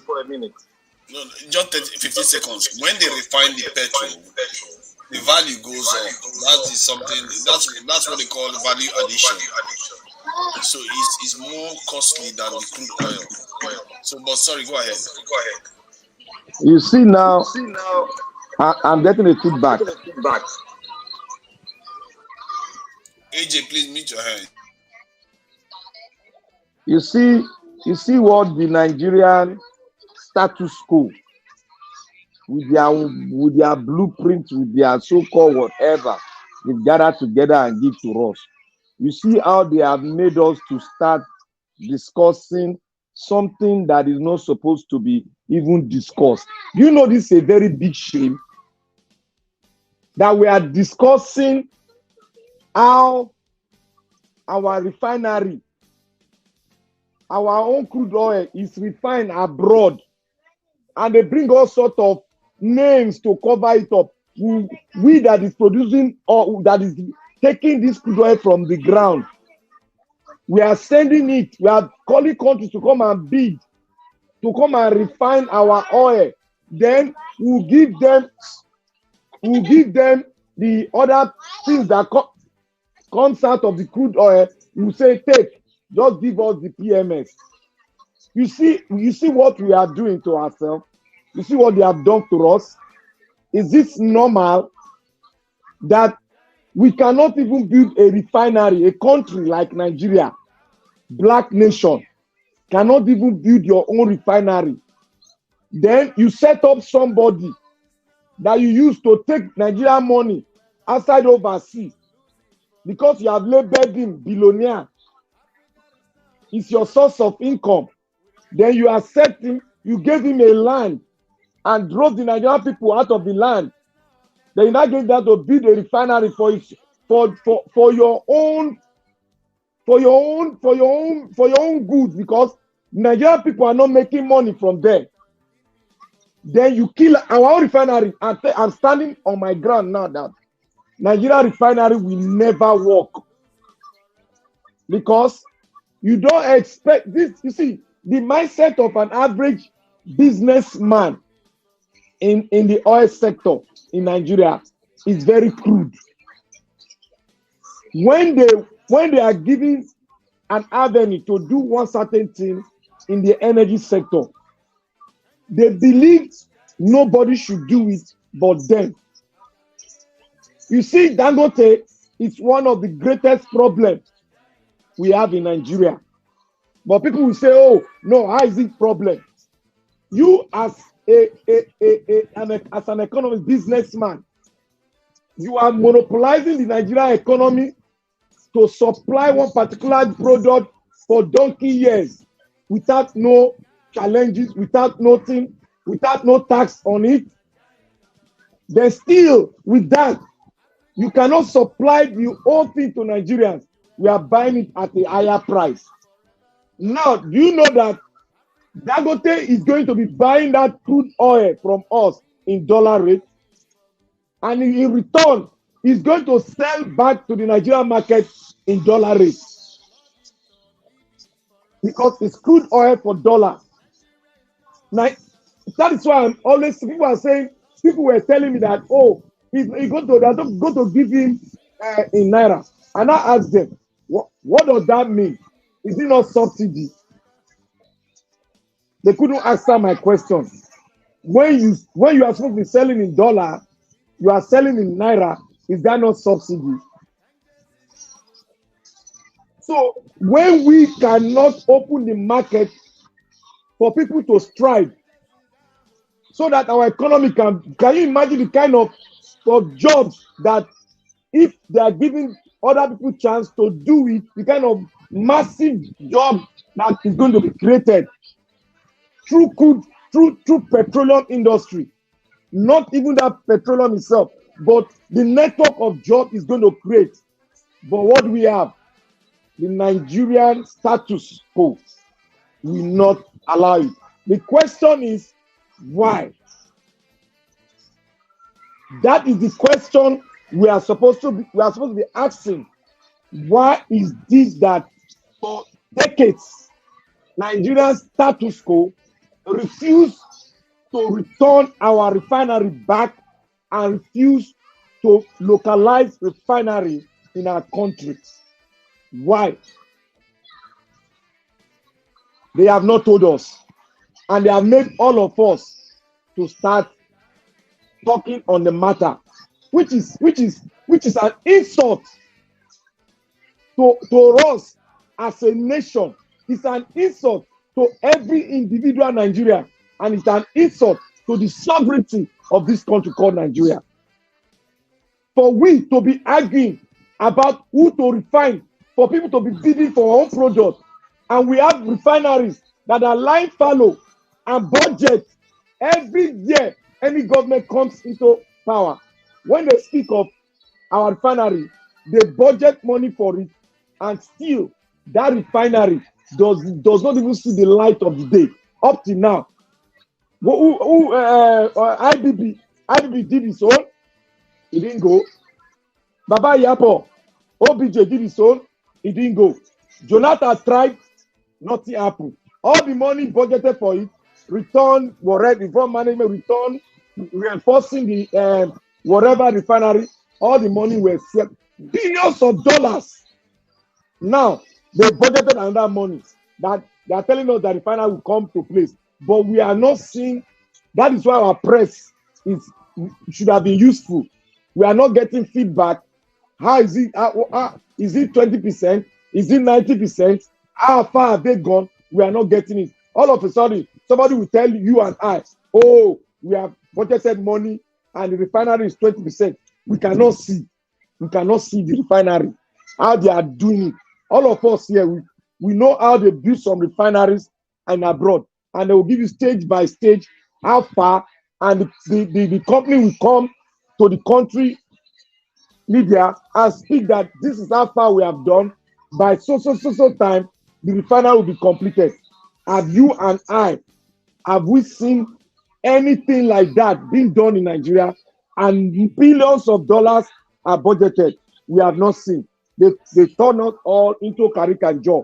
We are here every day, every year, every month. We keep on talking. Do you know what they want us to do? They want us to continue to talk on the peripheral. The subject matter is the entity called Nigeria. Is it working for you and I? No. Is it working for middle class? I don't think we have. No. Is it working for the layman? No. That is why they are perpetrating evil. That you and I can only talk, but we cannot request that we need to talk on whether we love our country. Because it does come to love your nation. Then you now begin to think to do the right things. Even if you are a politician, you have a company that bid for an item. They do it all over some Western world. You have company that they should bid, but do the right thing. Do it. Do what you bidded for and give the dividends to your country. Put your money in your country, in the bank in Nigeria, in your country, so that money that profit you generated can go around. People can get access to loan, and the country will move on, whereby people are getting, the dividends of the democracy said they are talking about. But what do we say? When we talk among ourselves, guy, let us look into this blueprint. Everybody will just go kaga that want to divide the country. They've already divided us now. So what have they not done to us? They divided us. Nobody's talking. We that wants to talk, that let us do this thing. Let us sit on a round table. You people are telling me that it is not the problem. Then what is our problem? Can you fight them? No, because what they use in fighting you is right in that blue paper they gave you. That is why they can lobby. That is why a man can sit. The judge will tell him to sit on the dock. He will refuse because he knows that he has a pathway out. That is why they will call on a presidential aspirant to come to court to defend himself. He will refuse you, and the court will keep his mouth shut. Why is all this happening? Do we like it? Let's face the truth. Let's speak the truth. They say speak the truth to power. How can you speak the truth to power when what brought you to power is paralyzed? You can beat what brought you to power. You can disobey it. You can flat others. How can we go on like this? That is why it's very painful to me when I see my fellow brothers don't want to say the truth. If you don't say the truth will be there. And what they want to do to us, they will succeed every time they do it. They will all succeed. That is why that poor brother of ours was spy in that hotel.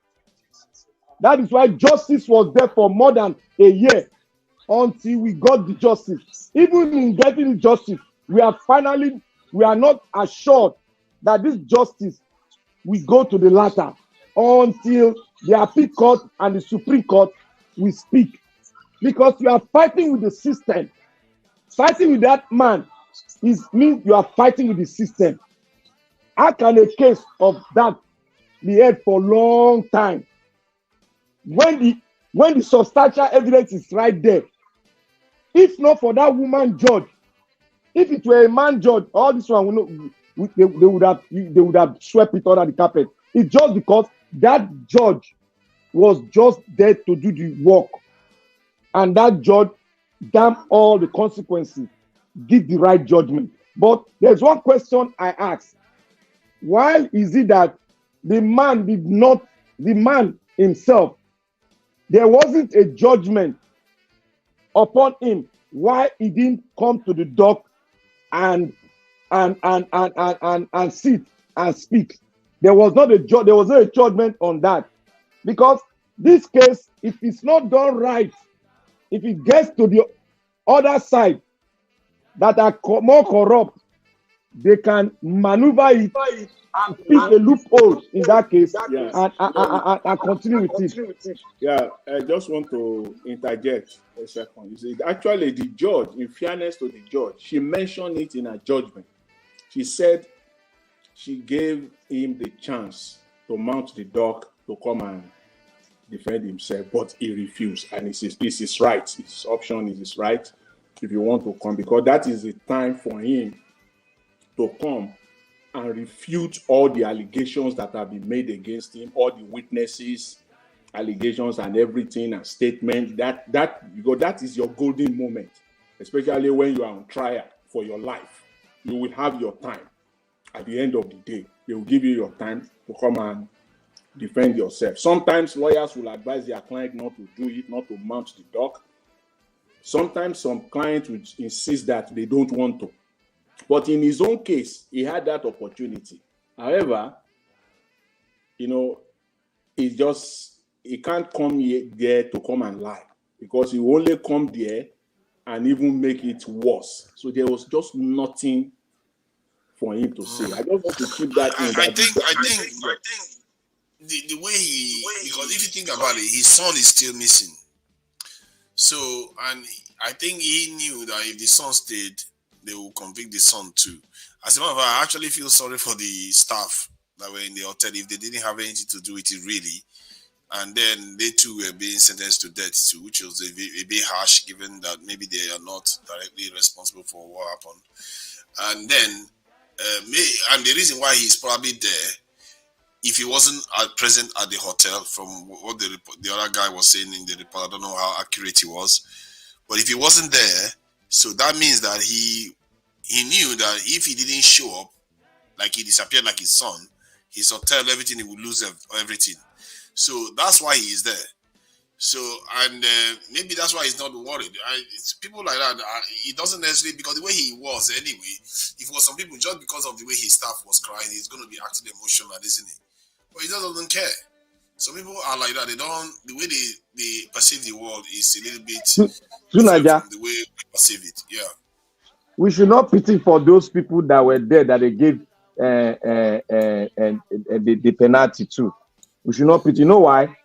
The law is very clear on this. He said the giver and the taker is the same judgment. The law is very clear on it in Nigeria context. He said the giver and the receiver is the same thing. So if you are partaker of murder case, you were there, you did not rebuke it, then you are part of the deal. That is what the law says. You are the same, you have the same mindset with the person who brought that idea. So you partaking it and not objecting.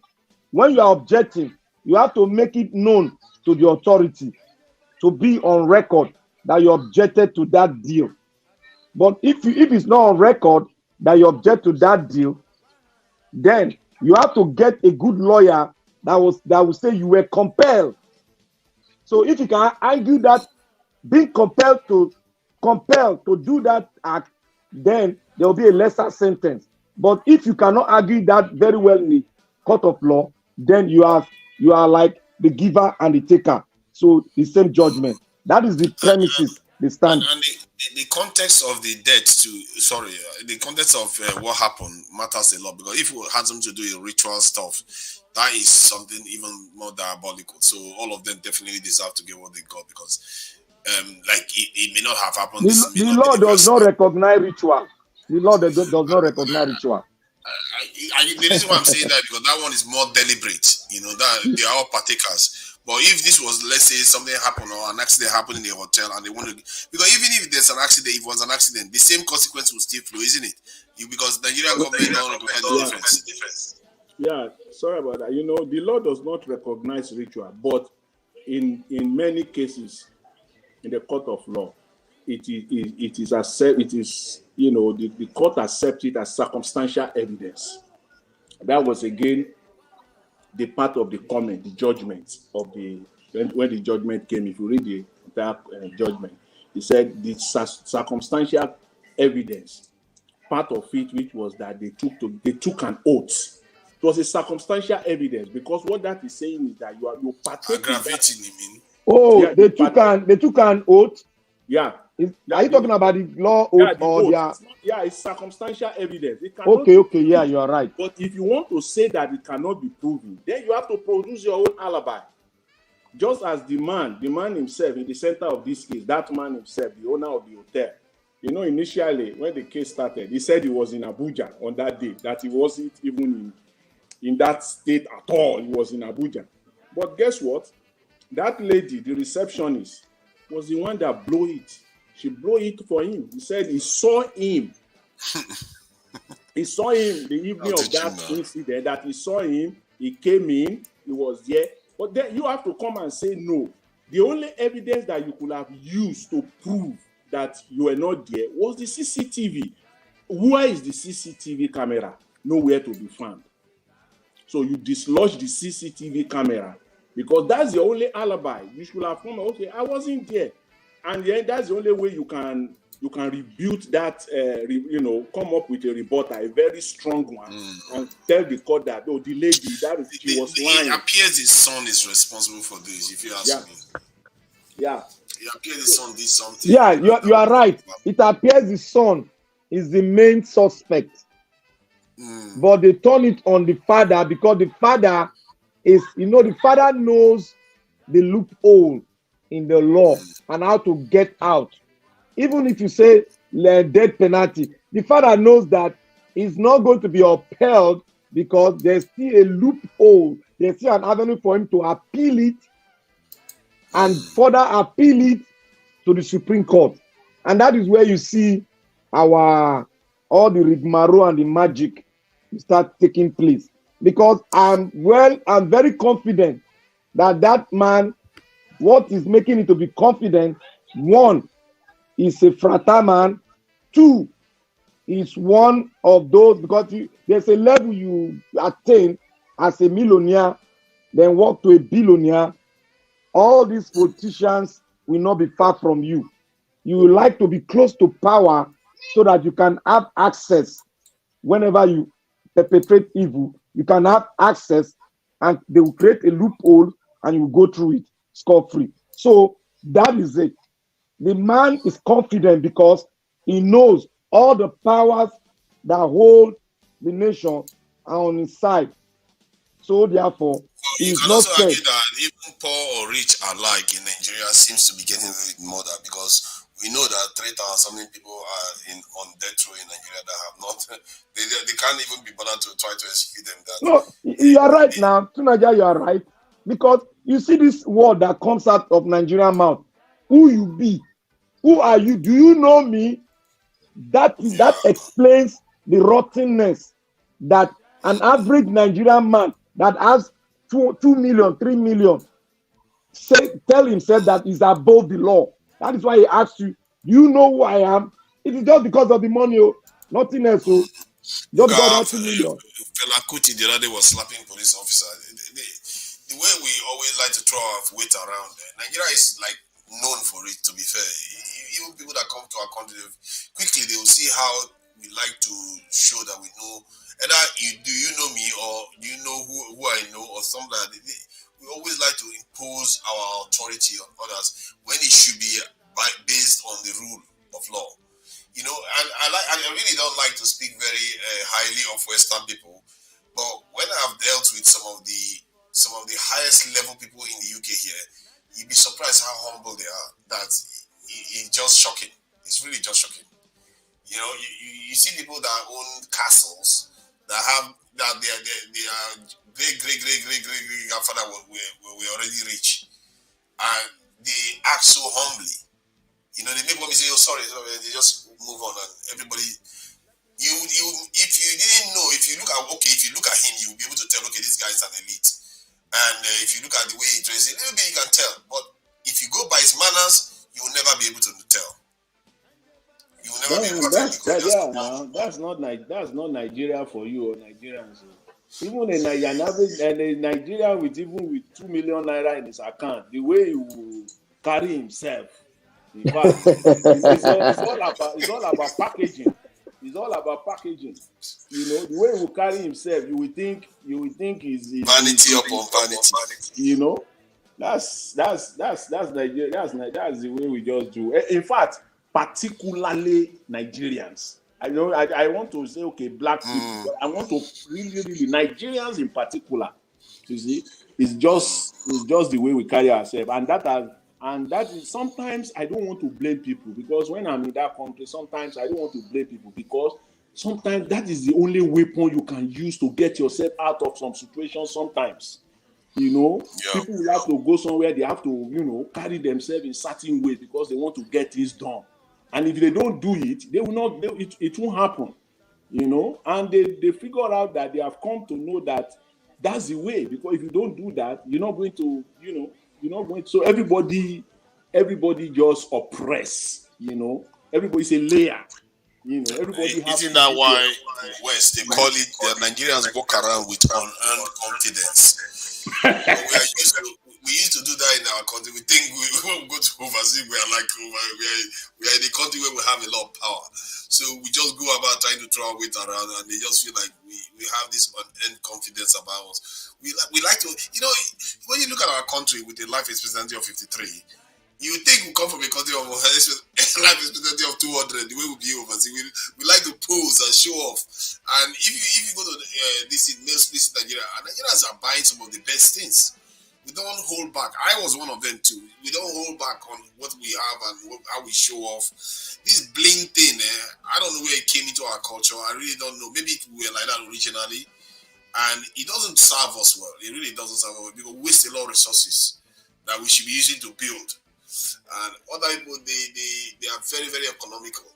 You know, when I found out that the nuclear scientists and some of the engineers working on the China's nuclear technology, they were eating in rations. They were eating rations that they didn't have enough food, that they were sharing food, because they had to manage to build their country back, because they knew what the consequences were if they didn't do that.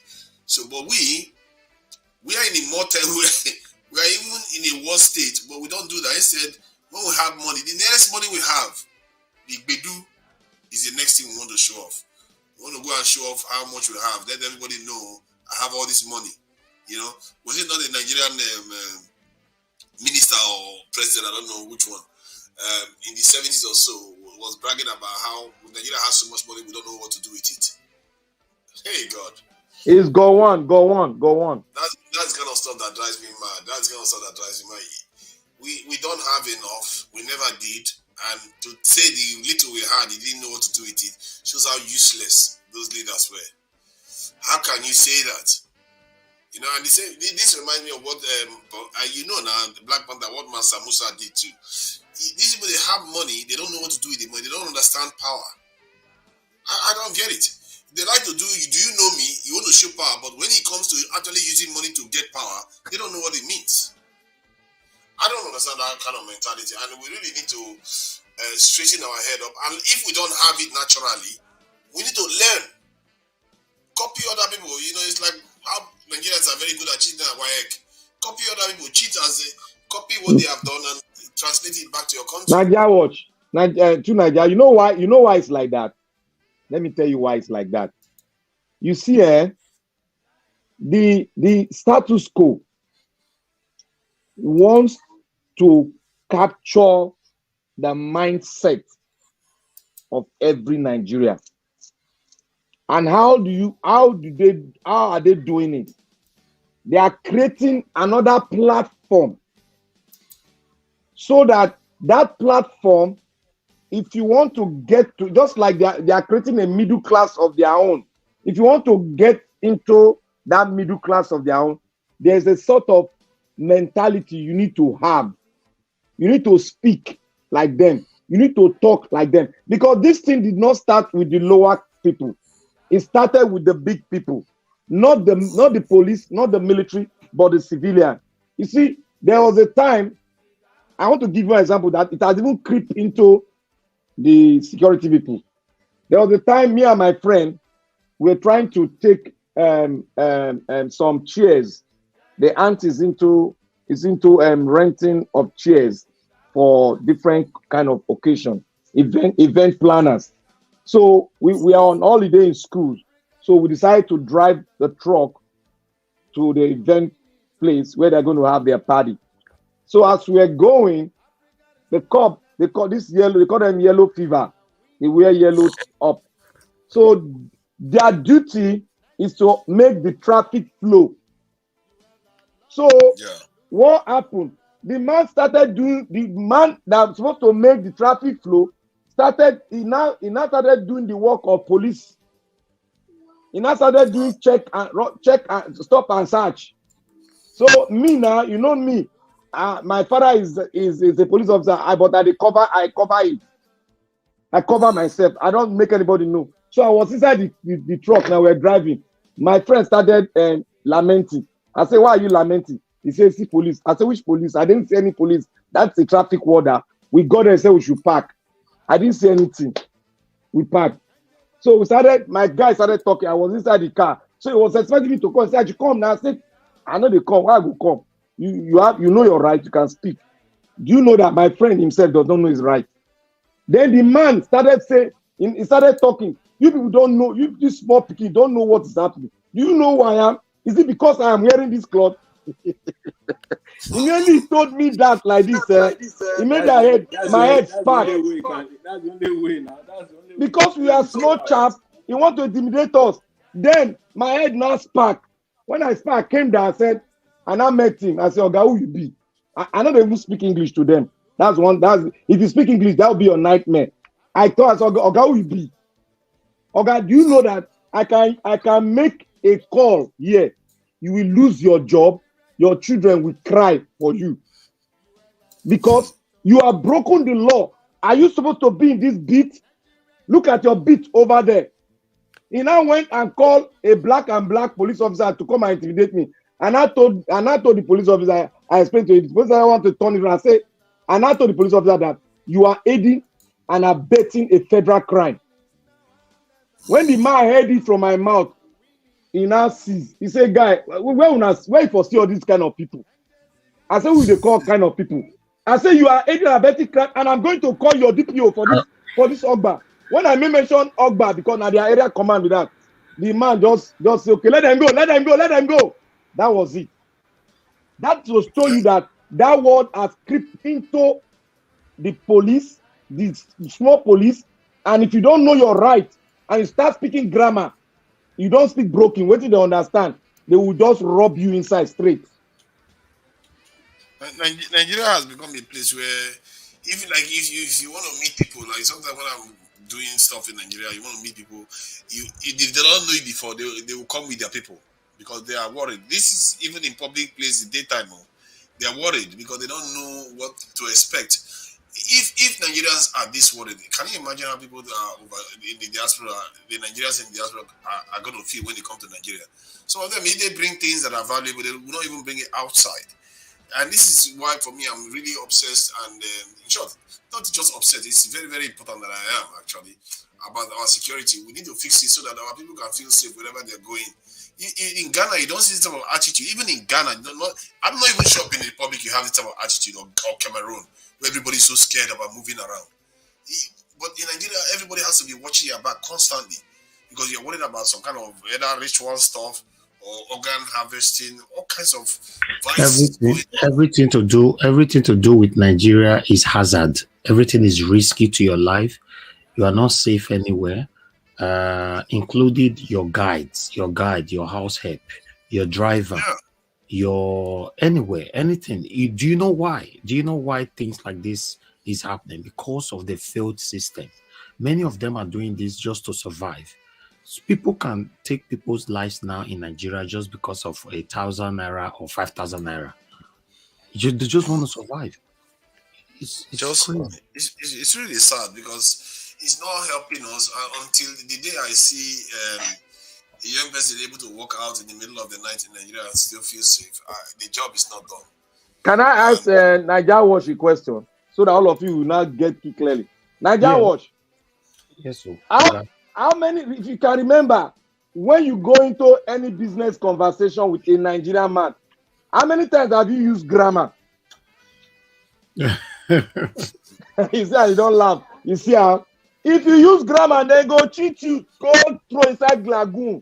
You got to use the language they understand. Say you be omonile before they go hear you well. So that they don't go just cut you off. You are right. You got to use the broken, rich ground. Not because they speak through. They'll say this one Amugu. They'll use you. You get some things where you want to buy. You get some things where you want to buy. And the scam area where you dey, you go look the way you take dress, the way you look. Fear not let you go price that thing because you don't already know say they'll give you exorbitant price. You need to send somebody else go inside that place. Because once they listen, now you take look, they give price for Nigeria. Yes, that's true. Yes, now. I went to Nigeria once and I noticed that was happening. I tried to speak pidgin English and I was struggling. And I was like, Jesus Christ, this is costing me a lot now. I have to go and get my pidgin English back. Because it's a big problem. Sir. Even you will grow for UK, you don't sabi all the wire. Yes, so. No, no, sabi. I go pay tire now. Mugu go pay tire. Yeah.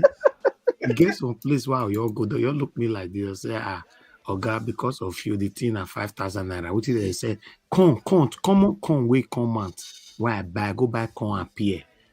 The woman tell me say one corn and 1,000 naira, say pear at 500 naira. Jesus. I buy. The other day, why they come from gym with one of my boy like that, I can't say buy corn and pear for this woman hand.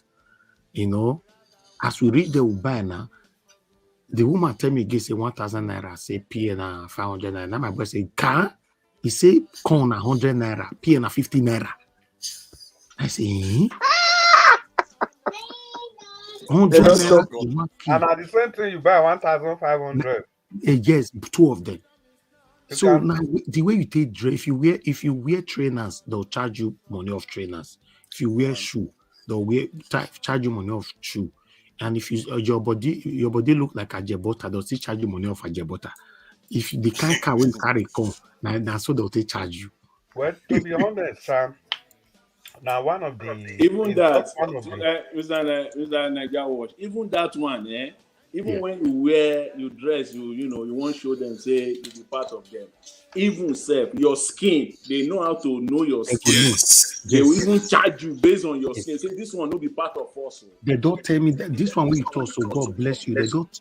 They don't tell me many times. They'll say, Oga, not be this kind skin you will get for inside this son, not be you get to. and some of them will tell you the truth. Some of them will tell you the truth, say, now the amount be this. But they'll come say, Oga, beg, bless me before you go. Yes. Well, the I truth like is to this. do like that. It's one of the areas where they agree with two Naija be this. Because in the talk, say even we ourselves, we are not helping the situation. You know, the government is bad, but we ourselves, we still they take advantage. But the only parts where to Naija they forget be say, now the government now turn the people, may they come they do as then they do so. Exactly. No, you know they talk that one. Yeah. Now I government will say turn up. that. I just say that now. You see, I call it a feedback loop. We create Yeah, it and but it to comes back to Naija, us. there was It comes something back you to said, us. if I may just cut in, there was something you said 2 days ago, you know.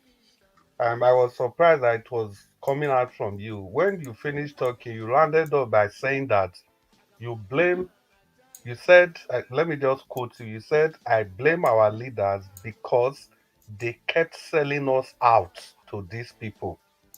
And I said, wow, for the first time, two Nigeria is agreeing that it's our leaders that are selling us out to these people. You see, so the Oh way the yes, no. people are reacting, yeah, I heard you said that 2 days ago. I even Mm. wrote it down. You see, the way this thing they do. Then I Yeah, wrote if it I down. wanted to call in, I tried to call in, I Evidence. couldn't. I wanted to praise you for it, but I tried to call in, but unfortunately, it wasn't my lucky day. Well, you see, this man eat man that we have all turned to is just the effect of bad governance. That's Exactly. just the truth. Yes, Because now faith everybody just system. wants to survive. We don't know what's Faith going to system. happen tomorrow. Just imagine this fuel scarcity now. To Nigeria, you even said that you were buying fuel. The thing was very painful to you, and you were now wondering what will people that if it can be this painful to you, what will happen to people that cannot afford it? So Yeah. what will happen to them is exactly what they did to Mr. Elvis. So they now start looking for they will sell corn of 100, they will sell it for 1,000 to him. So that's the effects of the bad governance we are talking about. Because there was somebody that said today that Nigerians are the easiest people to rule, and that's the simple truth. Because half of the things that we tolerate in Nigeria, people in the West they can never tolerate it. They will go to the streets, they will carry placards. But If we are so Nigerians used, are very if resilient. let They me keep ask you now, if we are so used, how is it that one president has not managed to rule Nigeria for 10 years? Yeah, it's not even constitutionally possible for one person to rule Nigeria. If you say for 8 years, well, yeah, that's okay. Some That of them it can is manage to force themselves on their people.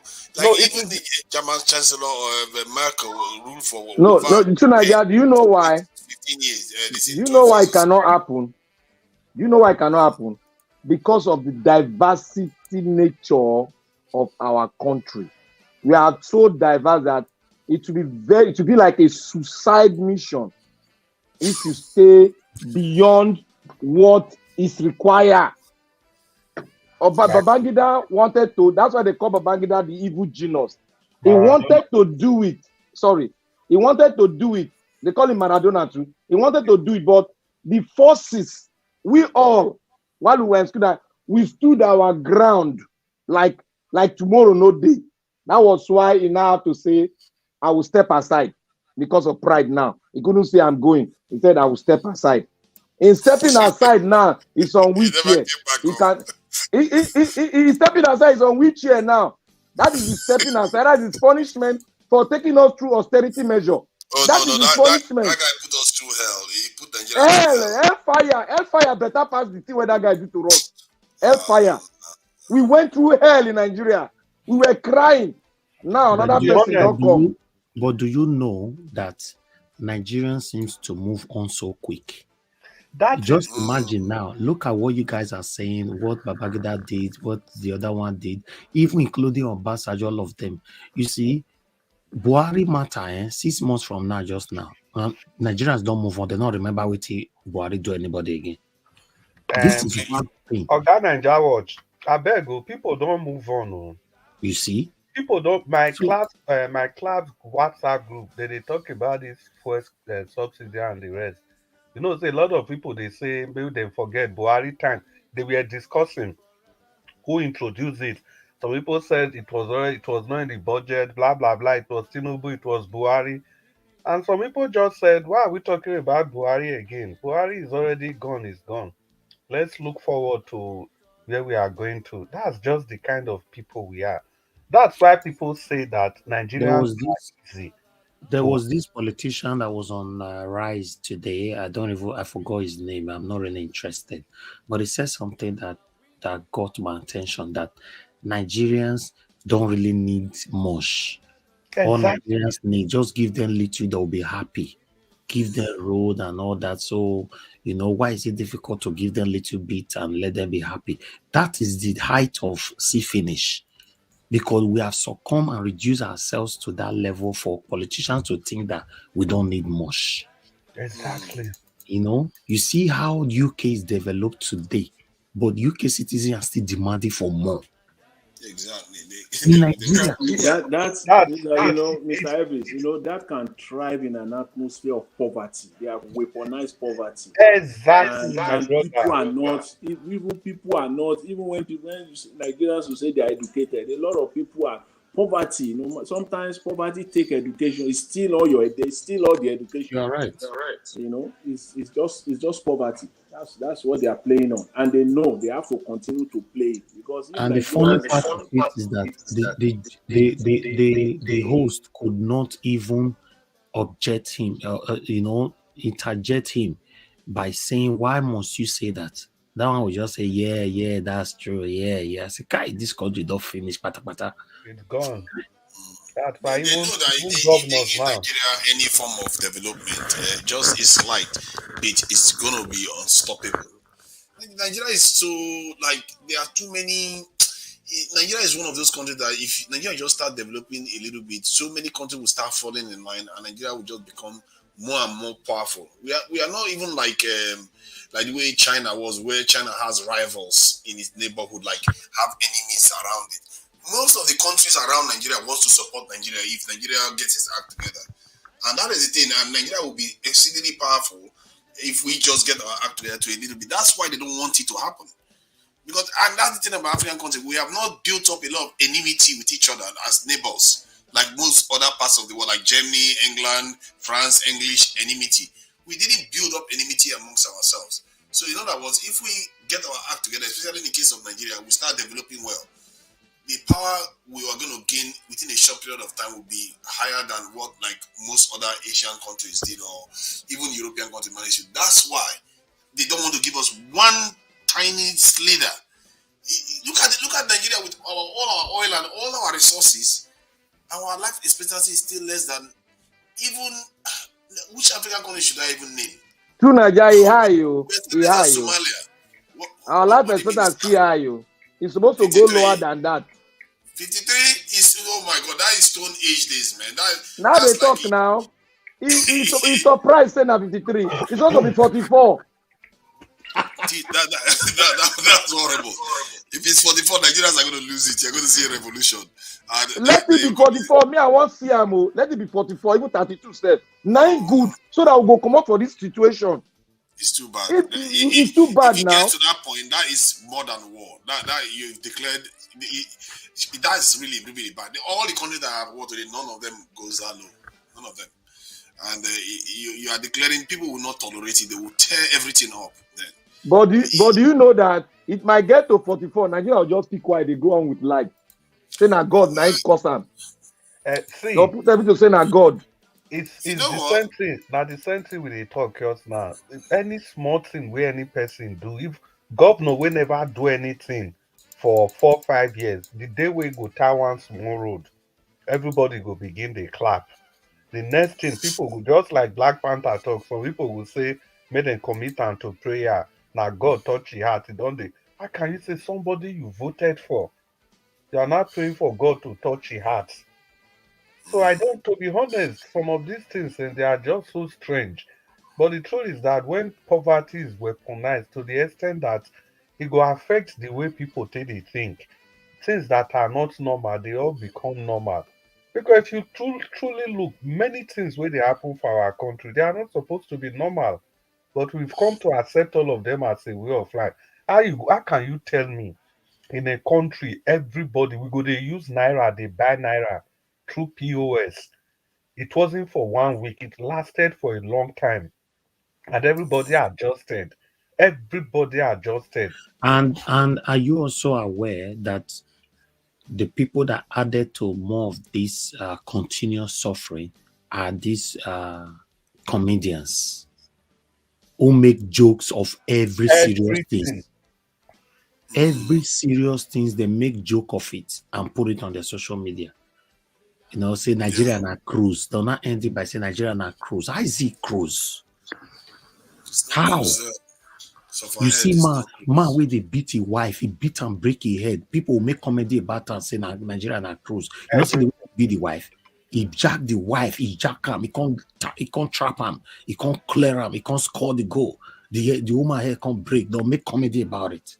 So the country, to be honest, everything, nothing is working in Nigeria, man.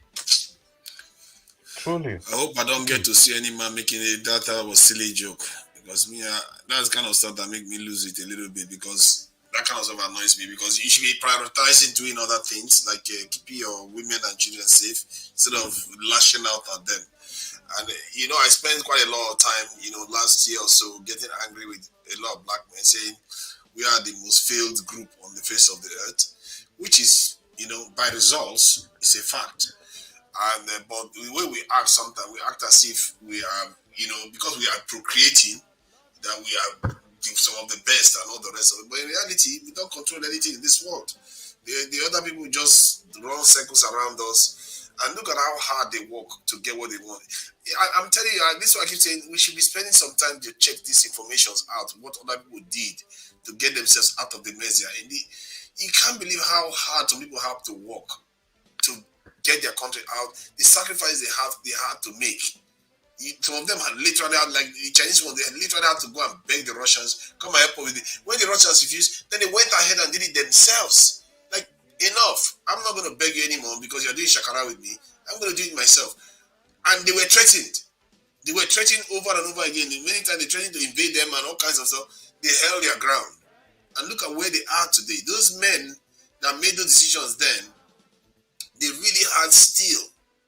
They really had steel because the whole Tunaya, can I interject you? Can I interject you and tell you the solution? What led to that? You see, in an ideal situation, we can do that. We can easily do it.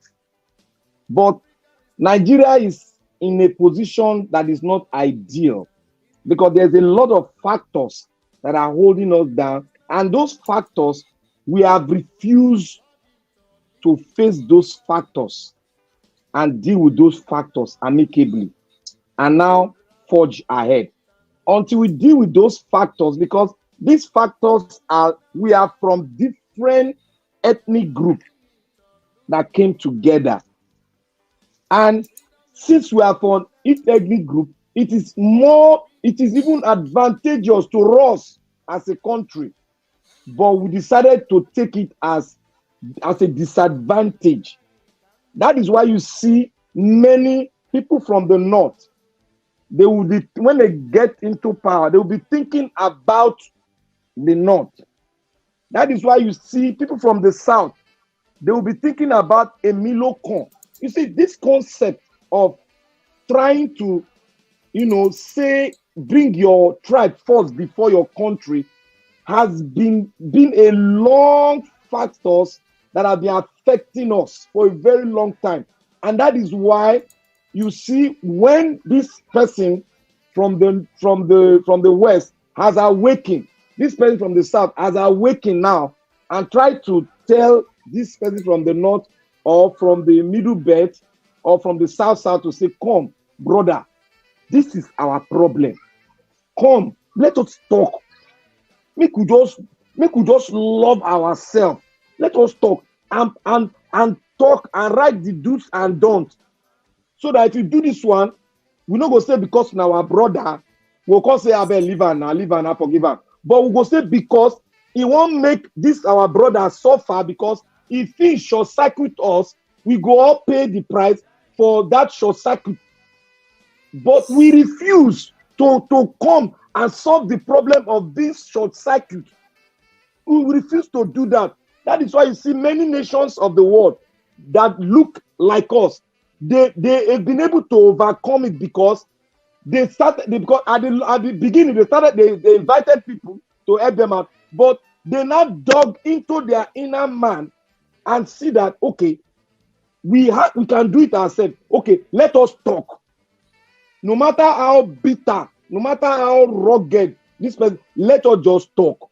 In our talking, in our argument, there will be a pathway out. And that pathway will be an original pathway by us that we can call our own, and we can use our own for people to copy our own. That is what we are looking for. I don't care. I don't even bother myself about where you come from. But let us have our own, because there's beauty in diversity. There's beauty. We can formidably form a force that will change the world in a way that we can produce anything that the world needed because of our diversity. Look at the North. They can farm. They are very strong. Look at the South. Look at the Southeast. They are very forceful in business. They can drive the economy very well. Look at this Southwest. They are good in administration. They can drive that very well. Look at the Middle Belt. They are good in sort of, they are active. They can formidably move the security very well too. So there are so many areas. I'm just suggesting there are so many areas. What I fear is that for our people to get to where they need to get to, because it's very, very hard to convince people, because what most people recognize are what needs to be done is just getting us back to 1970s will be perfect. But what they don't understand is that situation is not good. Are you trying to say 63? No, 77. I mean, around the 70s. I mean, in the 70s, where things were good in the 70s with oil boom and all the rest of it. That's where people want to go back to. What they don't understand is they forget what happened after that period. That place was not a good place. We shouldn't have been there. The Chinese, during that same time, they were fighting tooth and nail. Okay, during that same time, that's when the Americans came back. You know that Kennedy and Khrushchev, if I'm not mistaken, of Russia, they wanted to invade China. They were thinking of invading China to stop China from developing their nuclear technology. So the Chinese stood there and took it. They were fighting and tooth and nail to ensure that doesn't happen. They helped the Koreans fight the Americans. These people struggled to get to where they got to today, because they realized that for once, after the Japanese did what they did to them, that they will never let another country who doing them again. And guess what? You know that the Russians were cooperating with the Chinese. They said after the entire period when the Chinese became nuclear powers, that if they remained cooperating with the Chinese, they would not have built it at that short period of time. If the Chinese remained cooperating with the Russians, they would not have been able to build their nuclear technology on time, because the Russians would be slow walking them and telling them, don't worry, we will give you this. And the Russians were sharing all the information with them. If you look at how nations behave, now you and I have agreed now. You and I have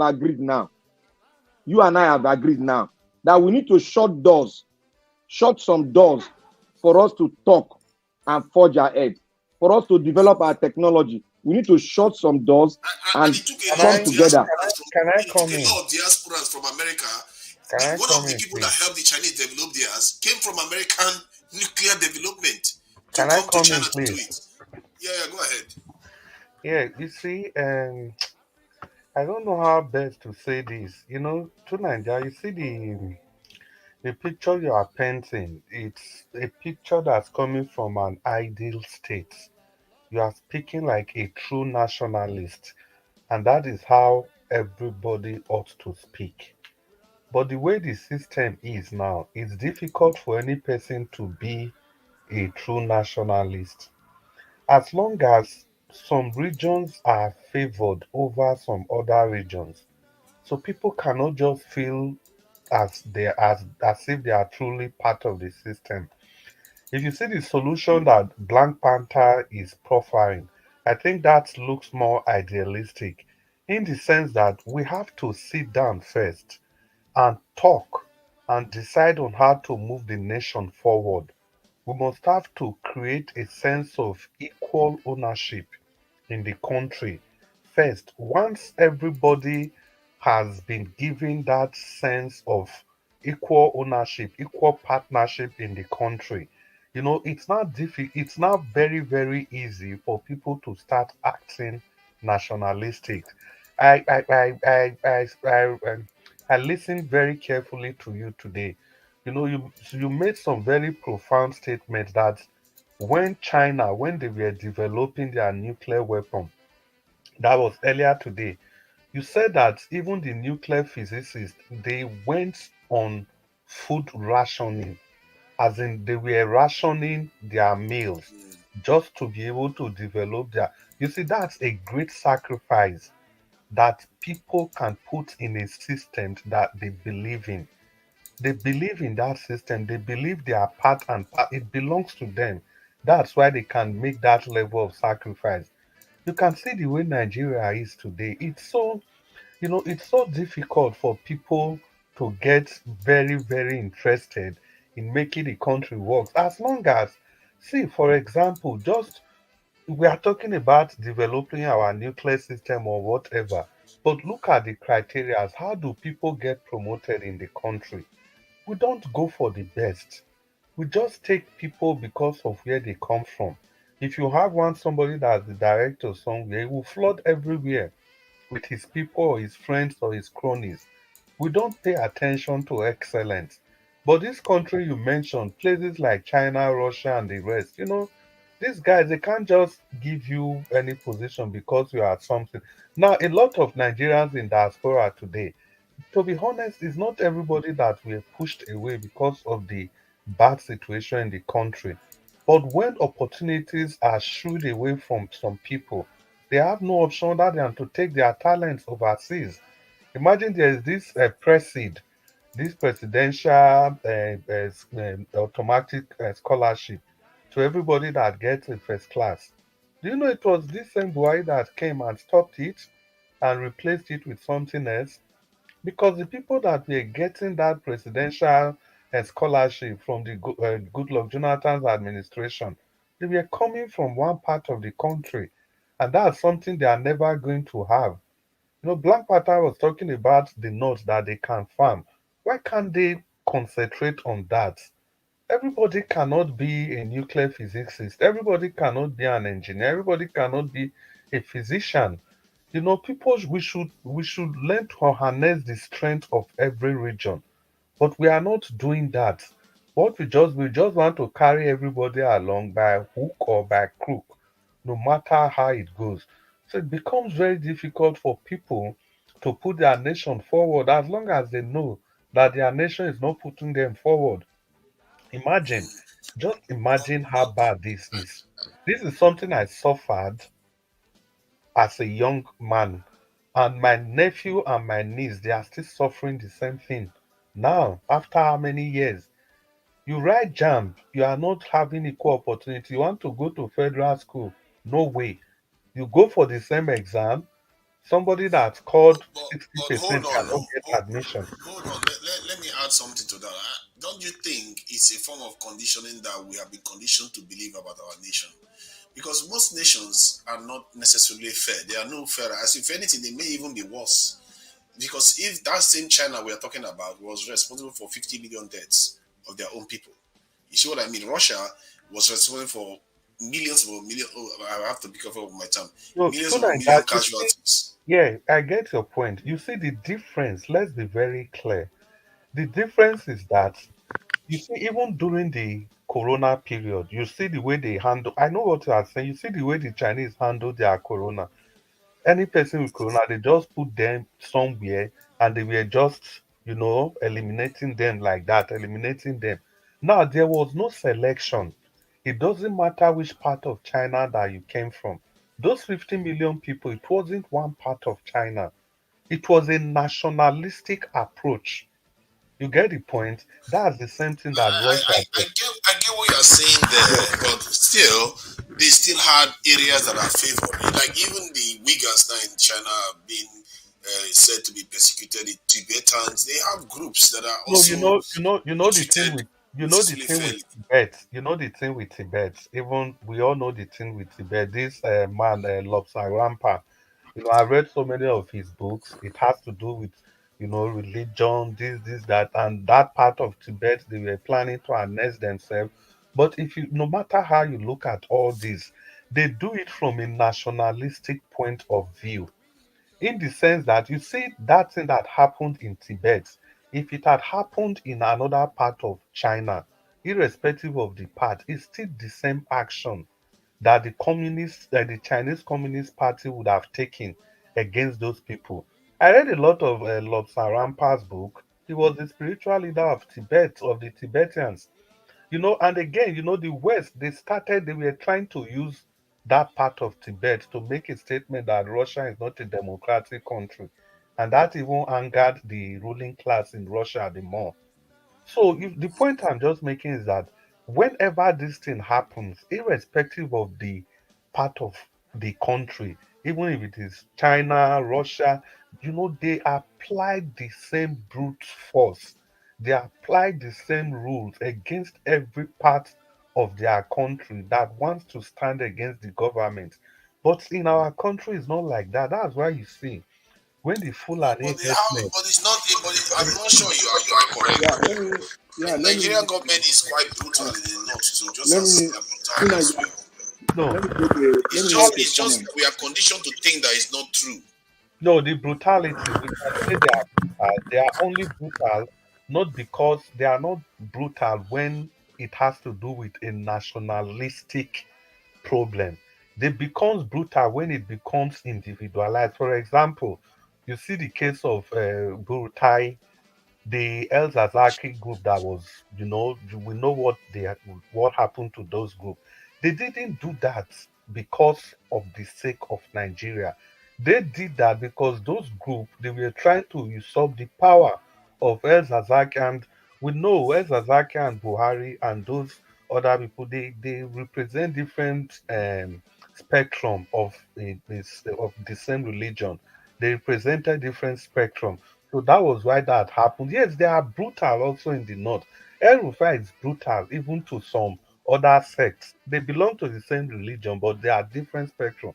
He's brutal to them. So he's doing those things not because of a nationalistic approach, but they are doing it because of their individual. That's just the difference. They do it because of their individual gain. They don't do it for nationalistic gain. The point I'm making Yeah, is that there is something. I think there is an element of conditioning. The reason why I say that is because if you look at the US, it's also very, very lopsided. They are parts of the country that are heavily discriminated against, and yet they still might, and they are very, very diverse too. Even within European countries, they were even treating the Irish as slaves at one point in the US history. So they did discriminate, and in the end, they got over it and moved on. If you look at Somalia, where they had basically one group of people, they were one of the hardest fighting group in the continent. They fought each other till today. They still haven't even stopped that argument. So it tells you that something else is responsible for why nations refuse to work together or function.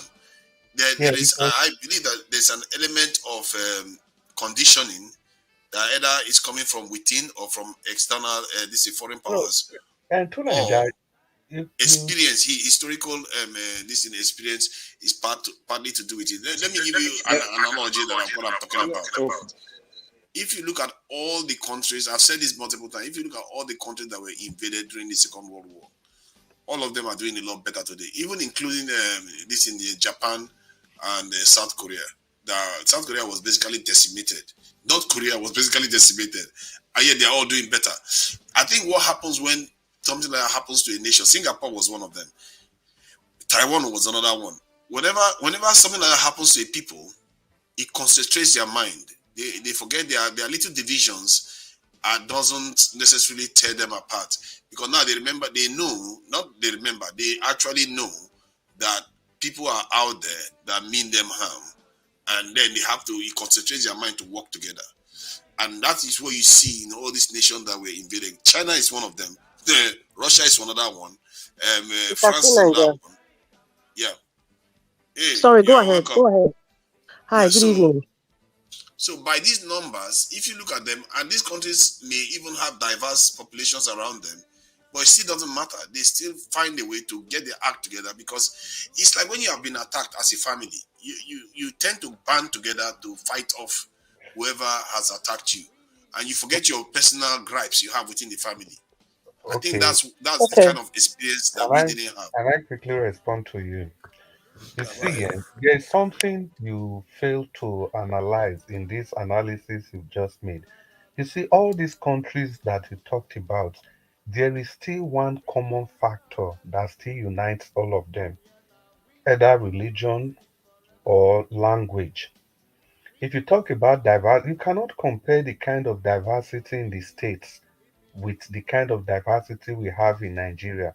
There's just no way you can compare both.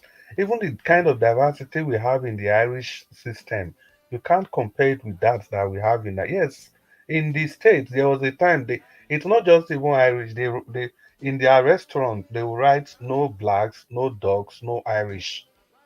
That's what they usually write. They are in public places, no blacks, no dogs, no Irish. So you see, we can't keep comparing this system to the dysfunctionality in our system. Our system, We were not that cruel to each other. They treated human beings like dogs. Which part Okay. of Nigeria do we treat human beings like dogs? Sunaja, we have Madam Rita with us. Good morning to you, Madam Rita. Thank you very much for joining us. Make una let them talk a bit. Sir come on, Elvis. Sir Elvis, don't how. I'm Yeah. afraid of you. The Sir Elvis, you're still awake. Ah, Yes, so indeed. man, I'm afraid. I dey fear you. I'm admitting in public. I'm afraid of you. Seriously, I don't know. Whatever elixir you've bathed with or you're drinking, it's working well. I'm very proud of you.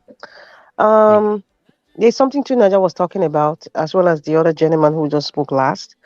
Um, there's one thing, religion. I think you said religion and something that you sorry, language, religion language. and language is a kind of influence on where we have countries who are better nations now. Um, I would say yes, and I would say and I would disagree at the same time. Now, why am I disagreeing? Because I am disagreeing because one thing that you guys fail to mention, there's one common denominator in all the successful country, whether it's about religion or language, is leadership. The leaders and the people in the country made a decision to say, you know what, we are going to put the petty things aside. We are going to build this nation. We love our country. We are going to build it. And for us to build it, anything that is a deterrent, the deterrent to our mission to build our country is either we'll remove it or find ways in which we can just hide it where it cannot be seen. I'm trying to use my words because of the rules here.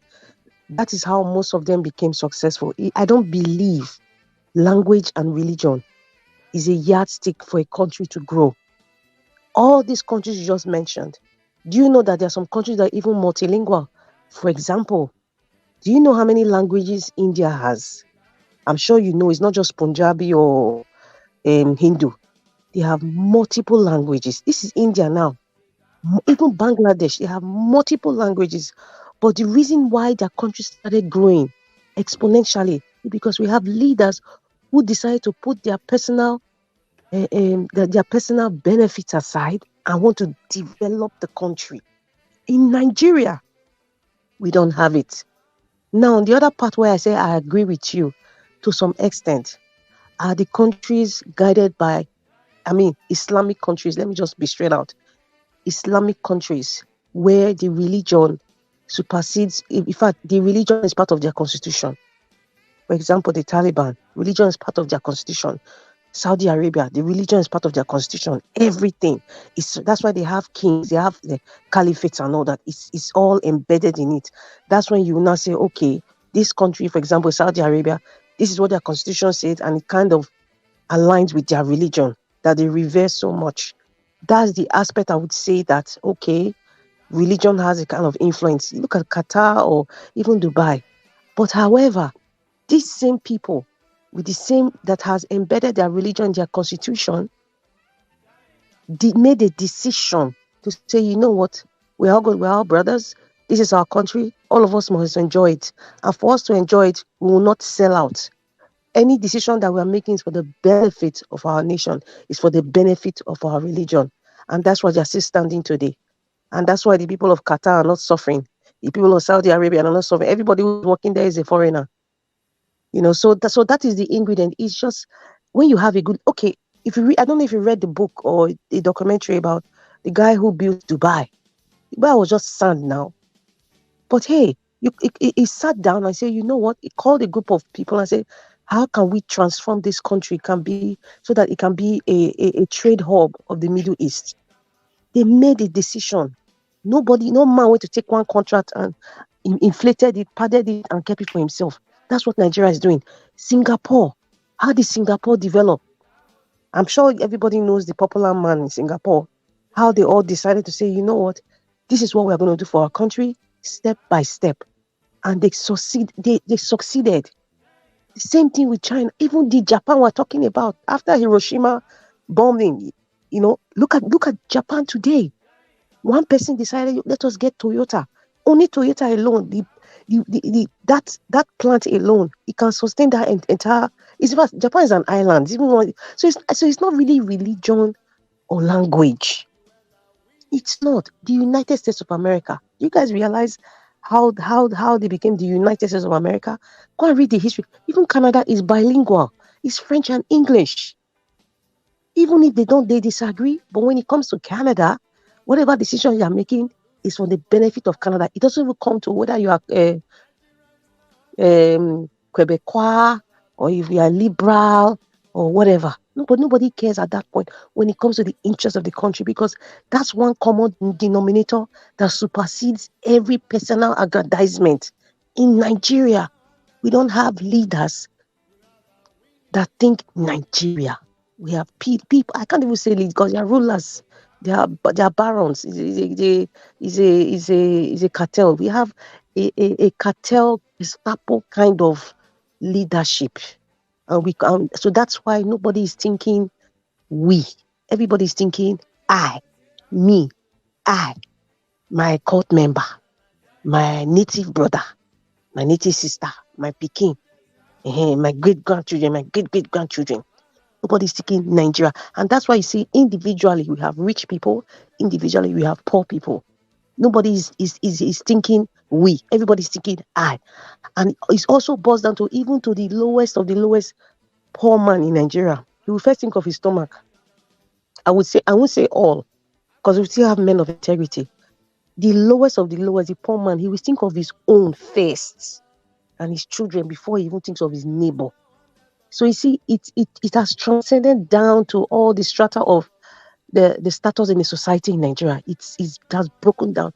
How can we get there? Rwanda, after the war in Rwanda, rather the genocide in Rwanda, what did they decide? They made a decision, and everybody followed through with that decision to make Uganda the way it is today. Even with the pain of what happened, people started forgiving people. There was a woman whose husband's friend, took away the husband and her children. This man comes to eat breakfast and he comes to eat lunch in her house. That is the healing Rwanda did. How many people can do that? Somebody that took your children and your husband. You are feeding the man. How deep can that be? So it has to come from us, every Nigerian, to say, we want to be Nigeria now. Let us put things, we want to develop Nigeria. We have not gotten to that level yet. That's why you see some people, they don't want to go to protest. Some people are kind of aloof about certain things. So everybody's thinking me. Nobody's thinking we. It's not language. I don't believe language and religion is a tool to make the country great. I don't believe it. Those can be tools for wicked people to use to confuse gullible people for their personal aggrandizement. That is not what makes a country great. It's the people themselves, the decision that they make, and everybody follow through to the book. Anybody who is not following, they know what to do to that person. That's how Christianity came around the world. If you look at the history of Christianity, for example, those days, I mean, before you had the Vikings, where they were, most of them were so-called pagans. How they gave them a choice. If you don't want to become a Christian, this is what happens to you. You go to you carry to the stakes. Nigeria watch. I know I'm careful with the words. That was what was done. What did the Romans do for thousands of years? What they do? They were the greatest. How they put Christianity everywhere, even this Catholicism. They were very crude because they had an agenda. They followed it through. Every country that wants to be great has to have an agenda, and everybody follows it through. Everybody toes the line. Anybody step out of the line, you know what happened to you. We don't have that in Nigeria. We don't even have that in African Union. Because there will always be sellouts like Museveni that betrayed Gaddafi. There will always be sellouts. But Abita, can I ask you a question? Go ahead, sir. Go ahead. How can we now now do what you are saying? How can we come to start what you exact that you have just spoken about now? Before you answer, my answer was embedded in what I said, but go ahead. Madam Rita, for a beautiful submission. That's yeah, you made a very beautiful submission. But I think yeah, I think we are just it's like more or less putting the cart before the horse. Before leadership comes in, some issues must have to be settled first. I'm not going to go far. I'll just stick to the examples that you gave. You made mention of Bangladesh and India, and there was another country that was part of them, Pakistan. You know, they were all together before as a nation, and they couldn't move forward. Why? Because they were the Indians. They had their Hindu. Pakistanis were largely Muslims, and the Bangladesh were also Muslims. They tried and tried and tried. They could not. India had to go. It was now left with Pakistan and Bangladesh. Because both countries were Muslim, they stuck together.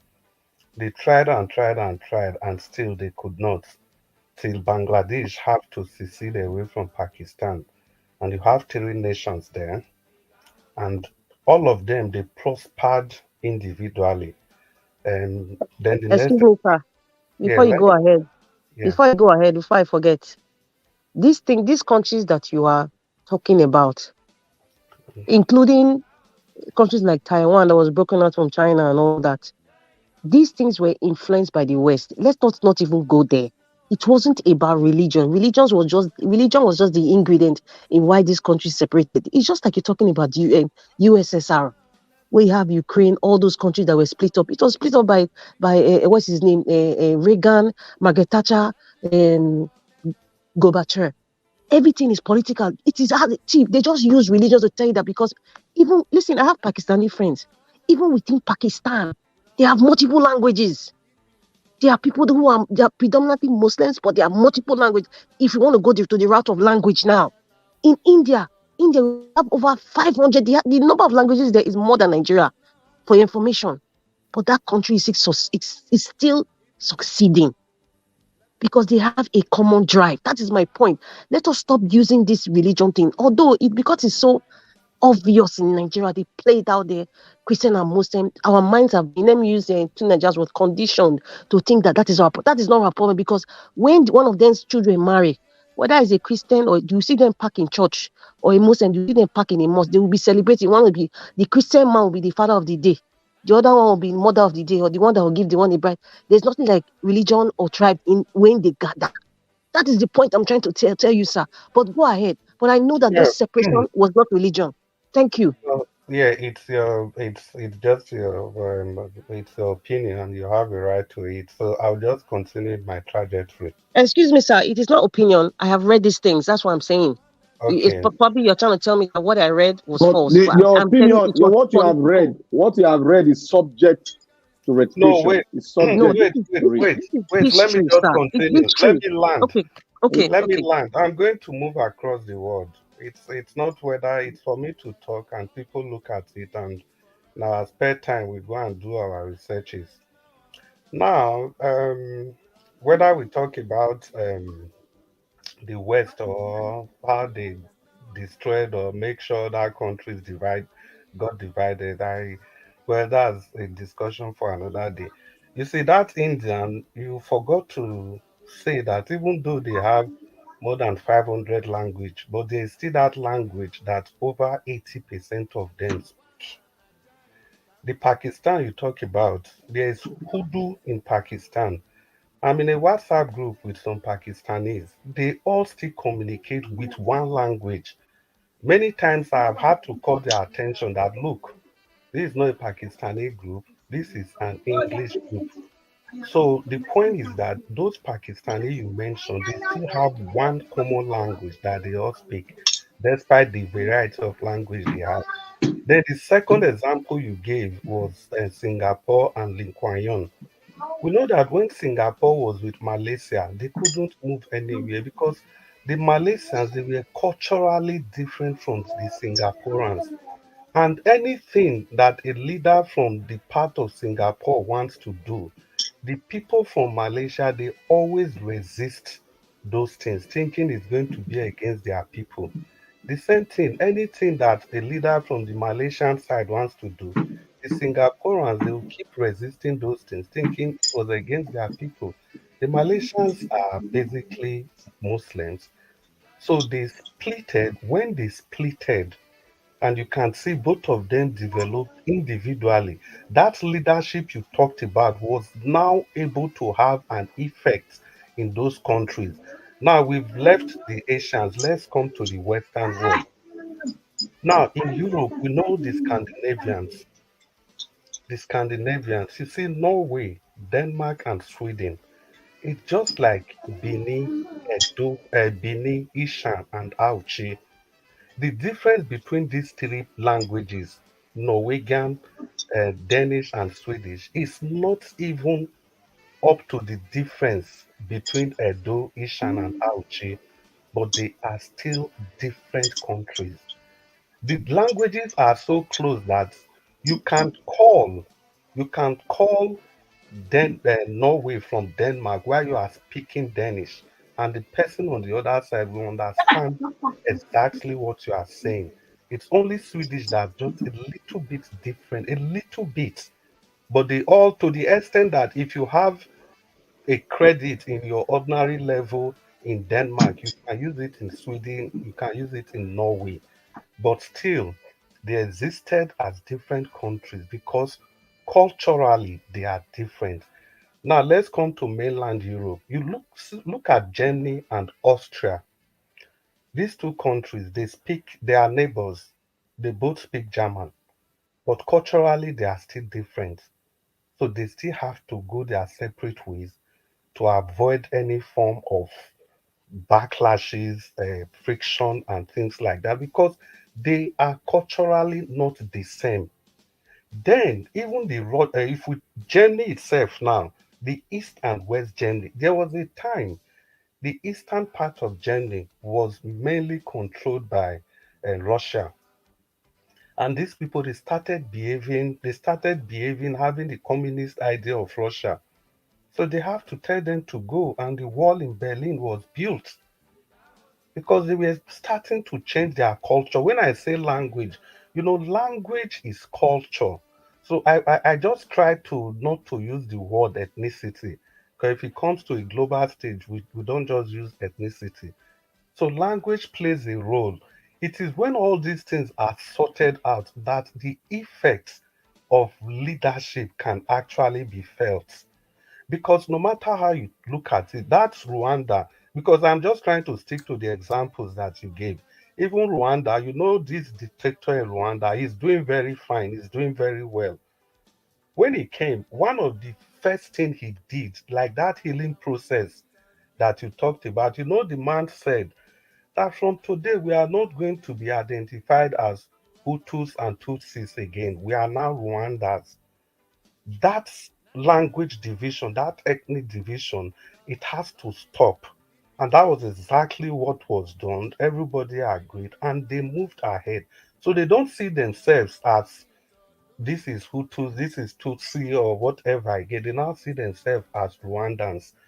Now, before leadership can be able to have any reasonable impact on a people, these things that divide the people must first of all be taken care of. Even the Canada that you also gave as an example, that they have two language, you can see in Canada, but you forgot to tell us that English is not superior to French in Canada, and French is not superior to English in Canada.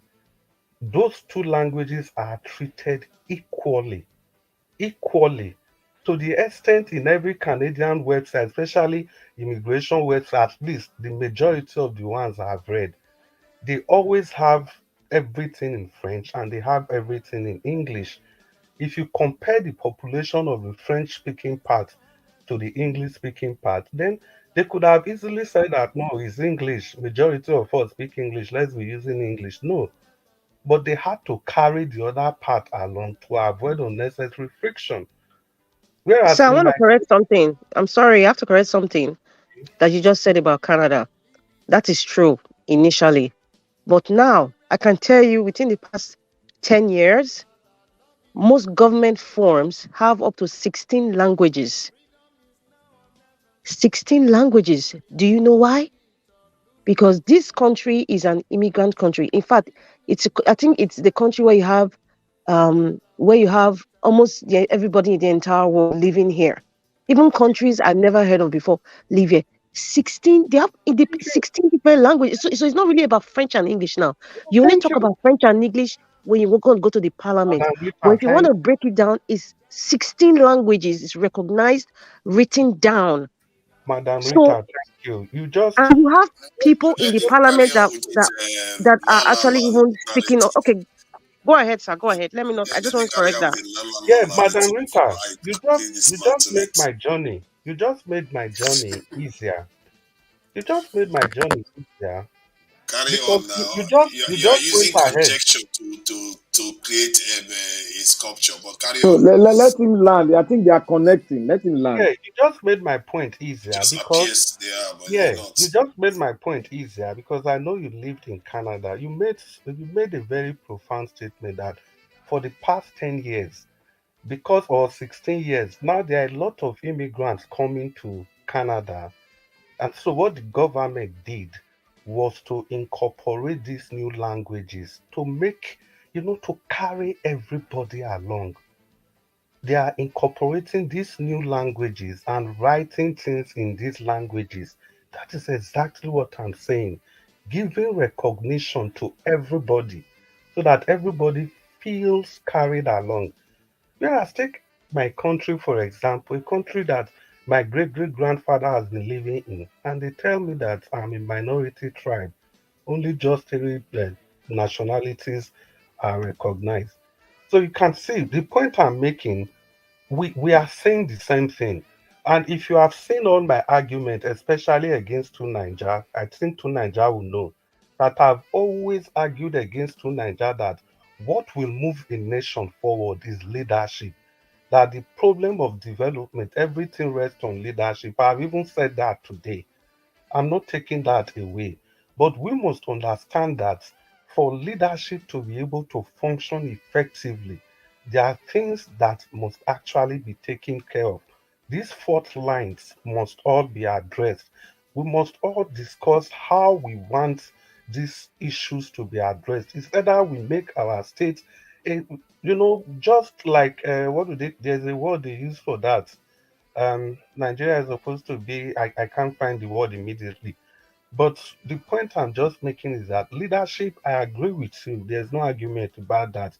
But in a system that's as toxic as this, leadership becomes insignificant. Leadership can't really do anything. And if you like the Qatar, the Middle East that you refer to, you see those different what do they call them now? United Arab Emirates. Even though they are all Muslim there, even though they are culturally bounded, do you still know that each of those emirates they still have the each of the emirate they have total control of what happens in their parts of the emirate. They have total control. Because you see, there are so many things that you can do in one part that tourists they can't do in the other part, but it's still the same United Arab Emirates. So the point in all this is that we must have to identify these differences. And it's actually these differences that they are using to divide, that we are using, the leaders themselves, they are using to divide us. Now, there's only one country in the whole of developed Europe, the Western European countries, that has three different languages. That is Switzerland. The three languages, they are major languages. Do you know that Switzerland, the official language is German, Italian, and French? And each part of Switzerland, as small as that country, each part of them has a representative in the government. So they didn't just leave everything to leadership. They have to carry every part of the country along to the extent that the final decision making, they have everybody from each part of the region of Switzerland, and they have one person that chairs the decision making system to the extent that everybody must contribute to the any decision that has been made in Switzerland. So even if we talk about, in Spain, there is one small group of people in Spain, and what are they? The Catalonia group. We see the friction they've been having with the Spanish government. Even in Belgium, there is the Basque region in Belgium. You see the friction they are having with the Belgium government. So this is just to let us know the importance of these factors in nation building. They can never be overlooked. There's no way we can overlook Okay, them. okay. I think I've had enough of they can never be overlooked. When clearly I don't understand. This is exactly what the frustration Rita went through with you. When you see like a billion contradicting evidence pointing in the other direction, you just choose one direction to go, as if that is the answer. That tells you that something is missing in your argument.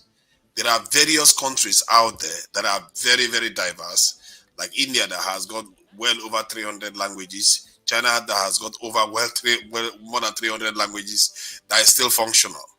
Russia, Soviet Union was extremely diverse too, and all kinds of craziness happened there. They still functioned.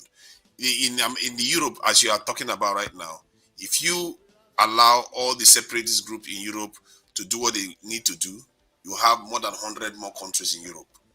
So to start saying that nations, just because everybody don't identify themselves, then they have to break up into nations, it's not necessarily true. And Europeans have paid the heavy. Tunaja, you are misinterpreting what they said. But he went on for a long time. No, Tunaja, Tunaja, you are you don't want me to talk. I misinterpreting it. don't like this. I don't like No, this. Tunaja, I let him talk deliberately so that I can dismantle everything he said. No, I need to dismantle everything he said because hold on. you cannot dismantle it You have now to show some without respect. having You another have to show some solution. respect.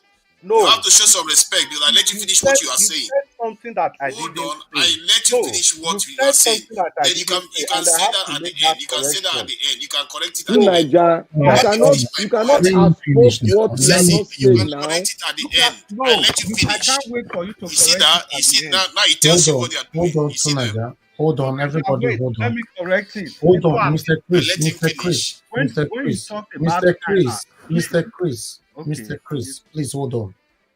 Hold on. Let him round up. Tunaja, round up in 2 minutes.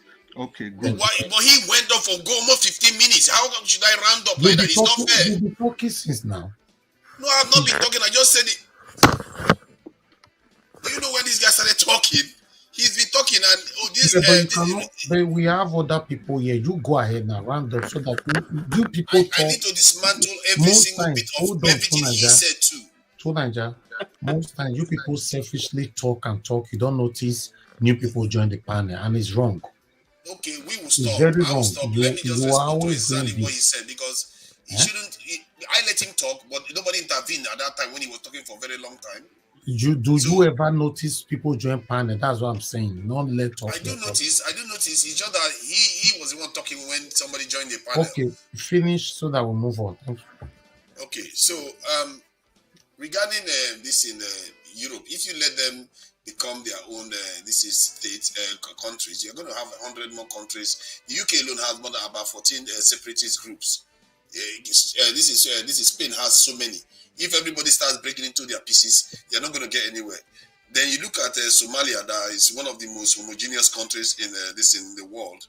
They are fought more than each other, more than any other nation. That's another evidence flying against what you are saying. China is extremely diverse. Still, they accomplish more in the world than any other nation has accomplished in the timeline that they did accomplish it. And yet they are very, very diverse. So to make that argument that we have to become, let's start navel gazing as if we don't know who we are. Don't you know who you are? Do the Yoruba man not know who they are? Does the Igbo man not know who they are? We all know who we are. Let's not pretend as if we don't know. If we are not functional, there's something else blocking us. It's not because of tribes. People can be divided on tribal lines easily. That is, as a matter of fact, families can be divided, not to mention tribal lines. So those ingredients of division that you are describing is not a functional aspect of why we are not progressing. Because many countries are like that around the world, they still manage to function. Because China, this in India and Pakistan divided, doesn't have anything to do with whether it's because of religion. India has 14% of religious groups in India, and India has very many languages in India too. They are still functional as one country, aren't they? So reasons why nations break apart has something to do with historical events, and reasons why nations unite more has a lot to do with historical events. There are reasons why nations actually carry out false flag attacks against their country to prepare the people for specific events. If you go through history, you see what leaders have done to their own nations just to get their people ready to fight or to unite. Because why do you think they talk about it in history that leaders start a war to unite the people? Because people generally don't get along. Even within families, they wouldn't even get along when they should, until they have an enemy to fight or they have a challenge that there's something to win. That's when they unite to try to win that thing together. So the ingredients that are responsible for people uniting is not a factor of how many languages you have. It's not a factor of religion. It's a factor of historical challenges that you have and how diverse your community is. Even if you're not even diverse, you still fight. Like in the case of Somalia, they still fight each other. So it tells you that. That's why I gave you an example. All the nations that were invaded can I interject, Mr. Tunaja? All the nations that were invaded in the Second World War. All of Can them I interject you? Can I interject you? Because you are going out of boat now. I think. See, wait. Can I say something? Hold on. Can I interject him? Can I interject him? I want to ask him a question. Mr. Chris wanted to come in earlier on. Okay. Mr. Chris, go ahead. Well, thank you, Nigeria, for stepping in. Well, I think people are listening to me, and I believe it is not what I said that Two Nigeria is responding to. So that's just a disclaimer. Now, he talked about China. I gave examples from east to west to north to south and everything. You keep talking about this China. We all watch Chinese film. Have we heard them speaking any other thing apart from that single? There's Mandarin Chinese. So now they don't have. Listen, let me finish now. Let me finish. Respond to please. facts. Don't just start making stuff up that you want. They have 300 something languages. That's a fact. Move on. Okay. Did I say they don't have more than one language? Was that my argument? There was no way I said that. Even the Indian that you talked about, I clearly acknowledge that Indian has more than 500 languages, but they have one that's over close to 80% of Indians speak. The same thing in China. China have so many languages. The whole Nigeria speaks English. What are you going on about? Why do you keep interjecting? You are not patient enough for me to talk. Even the China you are talking about, you have to tell people, because I know, you have to tell people that there is Mandarin in China. Mandarin, which over 90% of the 1.something billion the same people thing in goes China. For Nigeria. Nigerians speak English. Wait. Let me talk. which over more than 90% of people in China speak. If you say we speak unique. English, we are not culturally bonded to English. These people are culturally bonded to this language I'm talking about. It is very, very Language is a different to tool. Nigeria. Now, I have not called for in all my argument. Why I even wanted to interject earlier is that there was nowhere in everything I said where I said that people must divide, that we must divide our country first before we progress. I was only talking All about right. the impact Thank you. of different languages Can, and can, can I interject? yes. Thank you, But that Mr. is not Steve. a matrix for how other nations Can I succeed can or I not. May interject? I I say think something? Okay. Please, It is. please. can I interject? I have proven. How To can you say Nigeria, to it's when I've Nigeria, given to you a Nigeria, contrary what is happening evidence? now? Please, I've not called you to Nigeria since you could not coordinate this group. Please follow the order, please. Go ahead. Yeah, yeah. Black Panther, go for You interjection. see, Women in the platform needs to we speak. we yes, we to Nigeria. There's one thing you said earlier on. You see, if you keep on throwing the doom days far, the doom days will come by its own self. And when it comes by itself, then we don't know what it's bringing.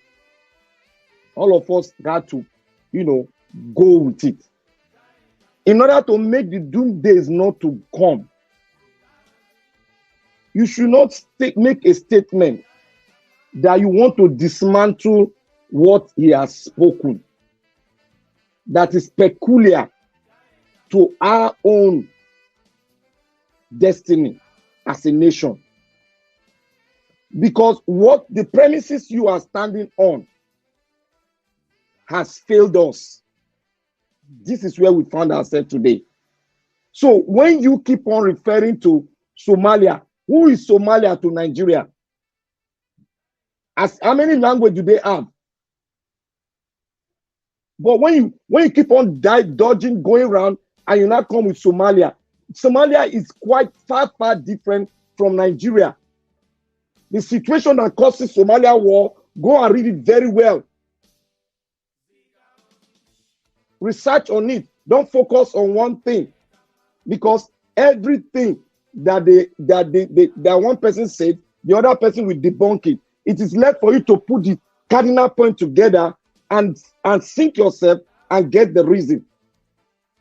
Because we all always come out say, oh, this, but somebody here will tell you that no, it is this, it is this. It's left for you to now articulate it and bring it out. But when you keep on saying you want to dismantle it, this same thing you said, what they have been saying in the Senate, in the House of Rep, and the same corruption continues because they are trying to avoid that unity. Mr. Victor, That is I'm the not fact. getting you. I'm not getting you. I'm sorry. What I'm trying to say, what we are saying here is that there is an avenue for us to come together and think and think ourselves so that we can form a formidable nation. But if we stick on the premises, we'll keep on coming and talking and talking and talking, while the fact is there for us to tackle, and we are not doing it. Thank you, Black Panther. Thank you. Moderator, you wanted to say something, but Mahesh needs to speak to us. Yeah, I'm going to be very quick. I kind of agree with what Nigeria is saying, and I think we're kind of saying the same thing, but we are not being truthful to ourselves. And the truth is this. For example, look at what is happening in Nigeria now. Within the South, let me just pick one state, Edo State, my state. Within Edo State, are they united? If Edo State is a country, are they united? Even within the Benin people, are they united? If you want to now split it to the west, now the western part of Nigeria, of course, we have different people who speak in different language in the west. It's not, Yoruba is just like the collective name, but Ijebu, Ilesha is different. Are they united? Let's go to the north. Let's even go down to a religion, Islam, for example. We have the Sunnis and the other one. Let us even go to Christianity. We have Catholics, Protestants, Baptists, Alajira, name it, CAC, name it. That's why I say let us be honest with ourselves. So when we start using examples as country, for example, and the gentleman was talking about in China, Mandarin is a general language. Mandarin is general, but that was not. I would stand here and I would say it publicly. That was not a major ingredient in why China is successful today. It is not about Mandarin language. But because we have not tested it, we think those things will work for us. But we are forgetting something. The Chinese people have one rule, China first. The Japanese man has one rule, Japan first. In Nigeria, let me use Edo State now. Can you say every person in Edo State, from Edo North, South, and Central, can they say, let's say Edo State is a country, can they say one Edo? No, because the Esa Koma will come, the Esa man will come, the one from Agbede will come out, the one from Ora will come out, the one from Bini, Edo South will come out. And that is just one state to one state.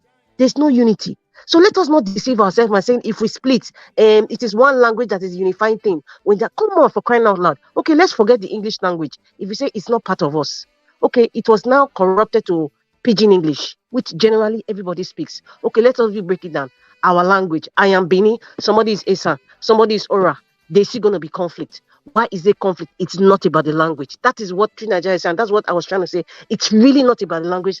Let us be honest with ourselves. We got to fix ourselves. We have to unlearn certain things that has been imbibed, that separated us. Sometimes unconsciously, we are biased with our language. So we have to start fixing ourselves first. Let us not give the excuse that it's because of language or religion or ethnicity. It is not. You and I know that. It is not. We have to fix ourselves. We're too greedy. We are too wicked. We don't love ourselves. Can I comment? It has nothing to do with language or religion. I gave an example. One big man we marry tomorrow. We have Mother of the Day is a Christian. In fact, Adeboye will come, will be there. Sultan Sokoto will be there. This one, a daughter will. All tribes and religion, they're all gathered, jollificating. Nobody's talking about tribe or religion there. But do you know they are pretending? Do you know they are pretending? No. Let me tell you. Let me tell you something. Let me tell you something, my brother. Oh my God. The elites don't think like the regular people. The elites, I'm repeating, don't think like you and I. You think they are pretending. They have one common goal. They're on the same strata. But when they want to achieve what they want, they know how gullible Nigerians are. They brings those two elements, religion, and they start implanting, and you start to see a fellow Nigerian, you start to equate them or start to measure them. Right. That this one is better or the other one is better. We have to work on ourselves. We don't even love ourselves, even within a state. There are issues. So that issue of this one language, that's what is working for them. I totally disagree. It has to start with we, not I, the we thing. If we don't get it right, we're not going nowhere. Even if we divide to each state is one country, there will be war everywhere. Thank you. All right. Mama Isho, thanks for joining us. Good morning to you. Please talk to us. Okay, she's not there. All right. I can see that AJ, you wanted to say something. Yes. I wanted to. Thanks very much. I wanted to contribute. The subject that was fascinating to me initially was the subject on nationalism, and I think that was what brought about the discussion between Mr. Chris and 2Naija, because it's like they kind of deviated from that nationalism topic, which is where I want to focus on. And though you cannot talk of nationalism completely without dealing with language, it will kind of crop in, but we should not allow that to kind of get us blinded. Madam Rita said something just now. She said she was talking about China, and she said China first. I like that. China first. It simply means that is nationalism for you. And true nationalism is not about language. You can have 1,000 languages without nationalism, being true nationalist. Still, things cannot come together. As far as Nigeria is concerned, and as long as this mentality of tribalism, language, and all the rest of it, the country cannot come together. It has to be what brings, all these countries that even Mr. Chris mentioned in his analysis, all these countries you mentioned from the east to the west, all the rest of them, they are successful in coming together or being successful as a nation because they are nationalists. It is not about their language. And I think that is what Nigeria needs. And I must say, to be honest, our own generation, when you talk of nationalism, our own generation is gone. From the age of 35, 30 upward, is gone as far as nationalism is concerned. It will take an extra work to get a Nigerian now to believe in Nigeria, to be ready to die for Nigeria, to be a Nigerian first person. It will be very, very tough. When you look at all these countries, nationalism is something they start right from age one.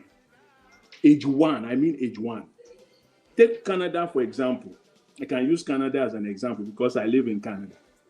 See, in Canada, it is very difficult to get someone who is not a true Canadian, who truly believes in Canada, to be a grade 1 teacher. To be a grade 1 teacher or a kindergarten teacher. You can come with all your experience. It's very, very tough. The people that man those positions are in their 50s, in their 60s. They are true. That is at that age that they start embedding what is nationalism into them. They grow with it. So that is, as far as Nigeria is concerned, I think we need to go down to basis. And that is where we need to start from. I will use China as an example. Normally, I travel to China a lot. And I have this Chinese family. And their children are still in high school. And I discovered that in their high school, they have a subject. And they have a subject is like Chinese history. And the only thing they taught in that class is showing them Chinese stories about Chinese war. Those wars that Chinese have gone through in the past. And then you see a Chinese kid from the age of 10 to 20. You will ask all of them. More than 50% of them will say they want to be in the army. They will say they want to be a general. They want to join the Chinese army. Because that is what they see in school. It's a subject in college. All they do is that they just enter class and they show them the video of, all these World War IIs, war movies and all the rest. That's what they show them. All those Chinese wars and everything. So that is how nationalism is built. Nationalism is not built through religion or through language. Though language has some aspect to do with it, but it is embedded right from the young age. And that is what is lacking in Nigeria. So let's make no mistake about it. As far as Nigeria is concerned, if we really want, let's just focus on the coming generation. They have to go back. It's very difficult now to see a National Assemblyman and say he want to die for Nigeria. They can say it, but I can tell you, they will be the first to bail. They will sell Nigeria for nothing. They can't stand. It's very, very difficult. As long as that's why we have this mentality of it's my turn. It's my turn. This tribalism, as long as we have this tribalism mentality, and you are talking of nationalism, where we have my turn mentality, tribalism, nepotism, whereas nationalism all these things has no place in true nationalism. It has no place at all. We're talking about protest. People cannot protest because they are not nationalists. That's one of the fun. That's why I said, who are those people that we're expecting to come out to protest? They are people from the age of 25 up. They are not nationalists. They are not. That's just the truth as far as I'm concerned. So for our own generation, the advantage that we have, especially those of us that are in the diaspora, is the fact that we become nationalists because of the idea we got from outside Nigeria, not what we got while we are in Nigeria. I can say it, if you and I were still in Nigeria today, just take an hypothetical situation that you have not traveled out of Nigeria, you are in Nigeria up till now, you are still living in Nigeria, you will not have the same mindset that you have now. I can tell you that you probably will not have it. But we have kind of, you come to the West have succeeded in changing our mindset somehow. And then that's why we can come out and be a true nationalist. We give our allegiance even to countries that we're living in right now. But in Nigeria, it's just lip service. We don't have nationalists in Nigeria. And so for us to talk about, nationalism in Nigeria, let's take language out of it. Language has got nothing to do, even if we have 1,000 languages, it has nothing to do with nationalism, So that's my take, on this. And I think well said. The age of the children at the Chinese school, around what age do they teach them those things? The one that I know is that these kids are in high school. They are in high school. What I call their high school is the age of 12. From the age of 12, and I'll ask this boy, what is it that you want to be? You want to be a businessman like your parent, like your mom or whatever? No, and it's so he wants to be a general. He wants to be a Chinese general from the age of 12, 13, because the only thing he sees in school, most of the things that he sees in class is that they show this Chinese. I was surprised when they say it's a subject. They don't teach, they just enter class and they will put on the video. And they don't show them Hollywood movie or even contemporary Chinese movies. They show them those 1800 movies, the wars, those ones that Chinese won and all those things. That's what they want. They see those Chinese generals. That I was forced to watch one with this kid, though being subtitled, and he wants to be an hero. He wants to become an hero.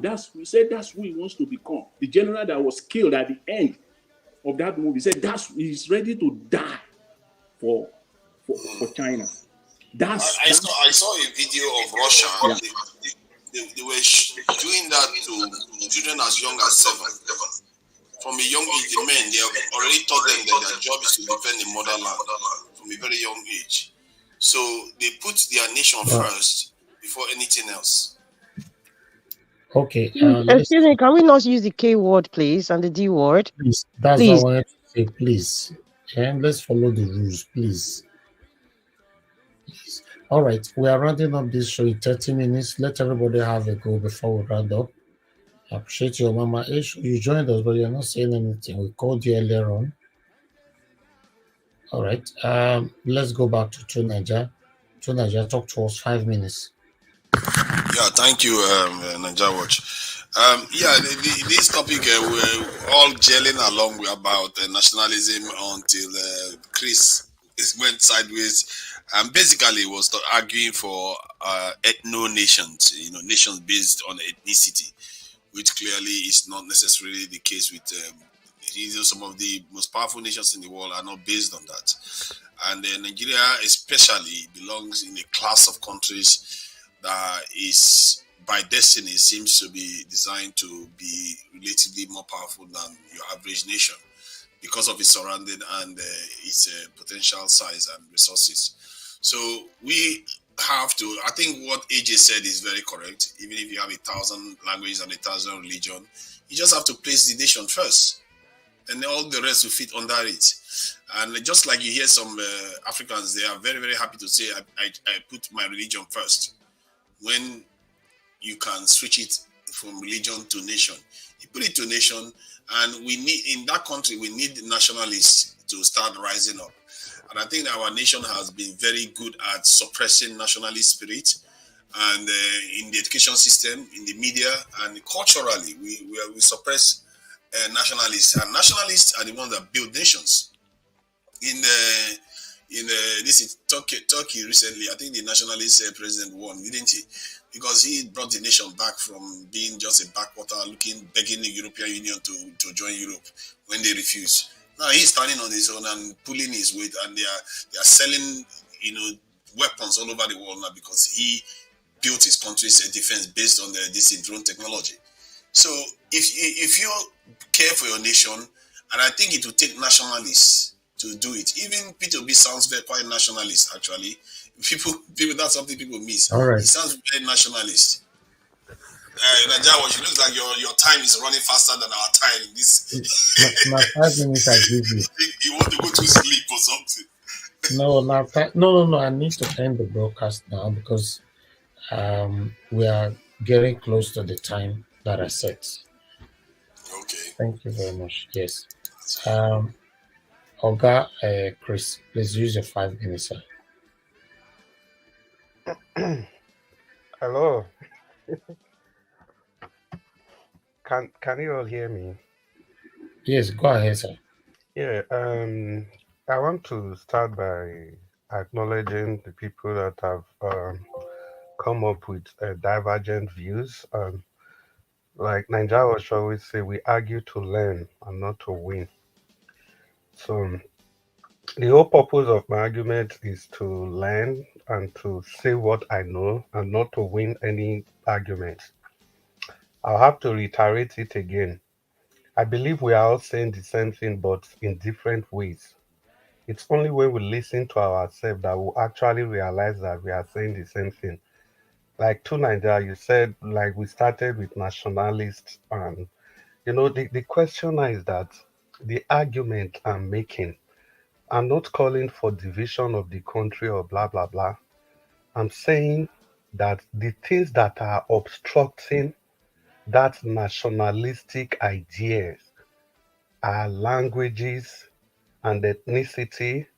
There's no leader that has been able to rise above his language and his ethnicity, his religion, to put the national discourse on the front burner. That is why we are where we are.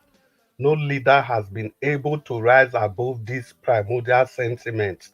And that's exactly the same thing we are all saying, but in different ways. What Madam Rita has said, what you have said, what AJ have said, is it not the same thing that people prioritize their country first before any other thing? It's the same thing I'm saying. I'm saying the only difference now is that I'm saying that what is stopping people from doing that is because people are tied more to their languages, they are tied more to their ethnicity, they are tied more to their religion instead of being tied to the national question. That is what I'm saying. And the examples I gave, I just gave those examples to show that where you don't have these factors, it is easier for people to become tied to the national question. So not until we agree, see, even when the white people they were living, they know that this is a factor. That was why they created regional government for us. And the thing was working. Every region will govern their people so that people can feel that sense of nationality. Nationality is everything. But all I'm saying is that what is stopping people from becoming nationalists are these factors. That's what all my argument is based on. It's ethnicity, it's tribalism, it is the language people speak that is making them not to put their Thank you. forward. That is all. Thank you very much, Thank you, Nigeria. Mr. Chris. Thank you very much. Thank you. All right. Oga AJ, please use your 5 minutes, sir. Yeah, okay, thanks very much, Mr. Najawash. Thanks very much for everything that you do. I really appreciate it.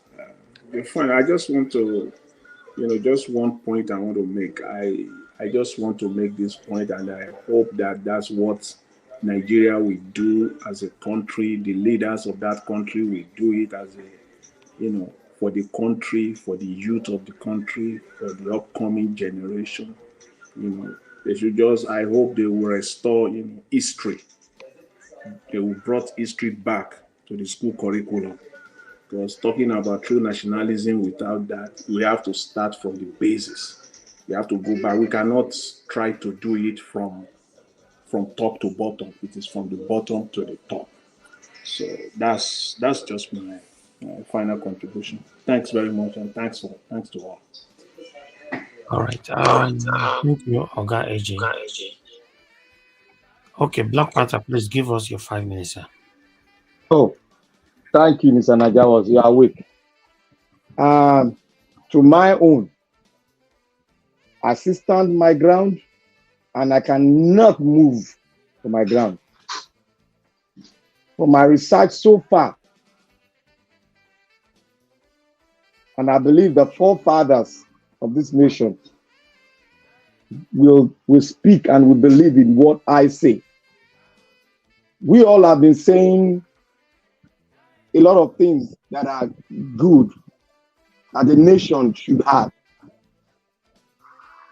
Mr. Chris, Mr. AJ, Miss Madam Rita, you have been saying it. You have been hiding your solution in your word rather than speaking directly and pointing out the solution. That is not a nationalist should bring the fact out. My fact is like this. We have to converge to create a nationalist. You have to believe in yourself. To have all those things we have said, you have to believe in yourself. I don't care about the tribe or where you come from. I've said it several times. I don't know who brought that one up, that you must divide all those blah, blah, blah. No, my stake is this. For us to have a true nationalist, for us to believe in ourselves, for us to believe in African thing, an African way, we have to rally around together, sit down, preach about the love within us, then talk on how we are going to move forward until if we continue to refuse that and think we can build on this platform that has been failing us for the past 60 years, 40 years or thereabout, we will come back here and we'll say it all over and all over again until we try as much as possible and go and look at the tape and the languages, what the preferred solution, many nationalists that are hidden in Nigeria have spoken. Adesanya spoke about it. What I'm speaking now, many people spoke about it. I don't know why we are still holding on to this corrupt thing that they gave us. We need to come together. We need to talk, not as tribe, as a Nigerian, believing in that diversity, the languages, everything, collate everything together and have a pathway and believe in what we are going to create that we all will obey and will come up. That is what the Westerners are refusing the African countries to do. And we don't believe in it. Most of us are bringing so many things. It is good to go to histories of so many countries, but you need to look inward because you are special to the world. You are special to the world. That is why you have to create your own system. You have to come together and have a bond that nobody can break, and have a good constitution that you believe in, and it will create nationalists among us. That is all. Thank you, Mr. Najawas. Thank you very much, God Panther. Okay, Moderator, please give us your 5 minutes. Yeah, thank you very much. Mr. Victor, you're talking about, for example, the 2014 confab. It still boils down to what I keep saying. Leadership. Until Peter the Rock Obi becomes the leader of Nigeria, be president of Nigeria, all these things that we're seeing will start manifesting. It will start being implemented. So whatever we say now, what you just said, it has been done in Nigeria. It has not been implemented. Nobody wants to open the OYS report. Nobody wants to open the 2014 confab report. So it's leadership, period. You know, and there's a parable they say, when you're holding somebody down, physically holding somebody down, you think you are holding the person only, but you're not only holding that person down, you're also holding yourself as well. So therefore, Nigeria is being held down because there's a word that Mr. Chris said, hold down.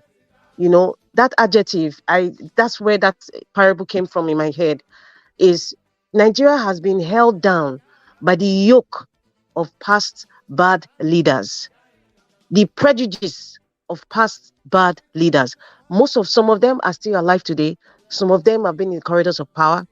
One of them just left. Nigeria is carrying the yoke of the past leaders. So they are holding us down, thinking they are progressing, but they are also not progressing.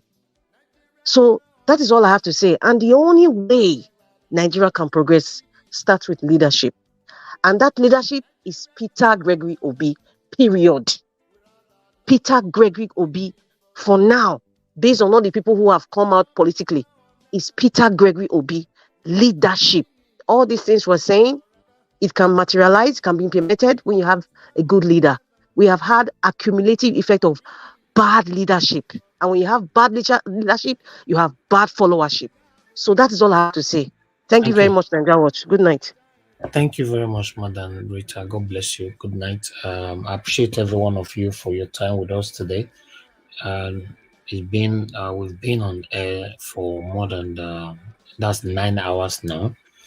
So I'll have to end the broadcast now. Thank you very much to Niger, Black Panther, Olga, Chris, AJ. Thank you, Madam Rita. Thanks very much for coming in. Thank you, Mama H.O. Despite that she couldn't talk to us. I appreciate every one of you that joined the panel today. Thank you very much, and good night. Join us again. We're going to be having a protest this morning concerning this fuel scarcity. In the next 2-3 hours, we'll be on air again. And yeah, we're going to follow up with the case in court as well. So 6 p.m., join us and let's continue to talk about the things that's affecting us. God bless you all. Good night, my people, and bye for now.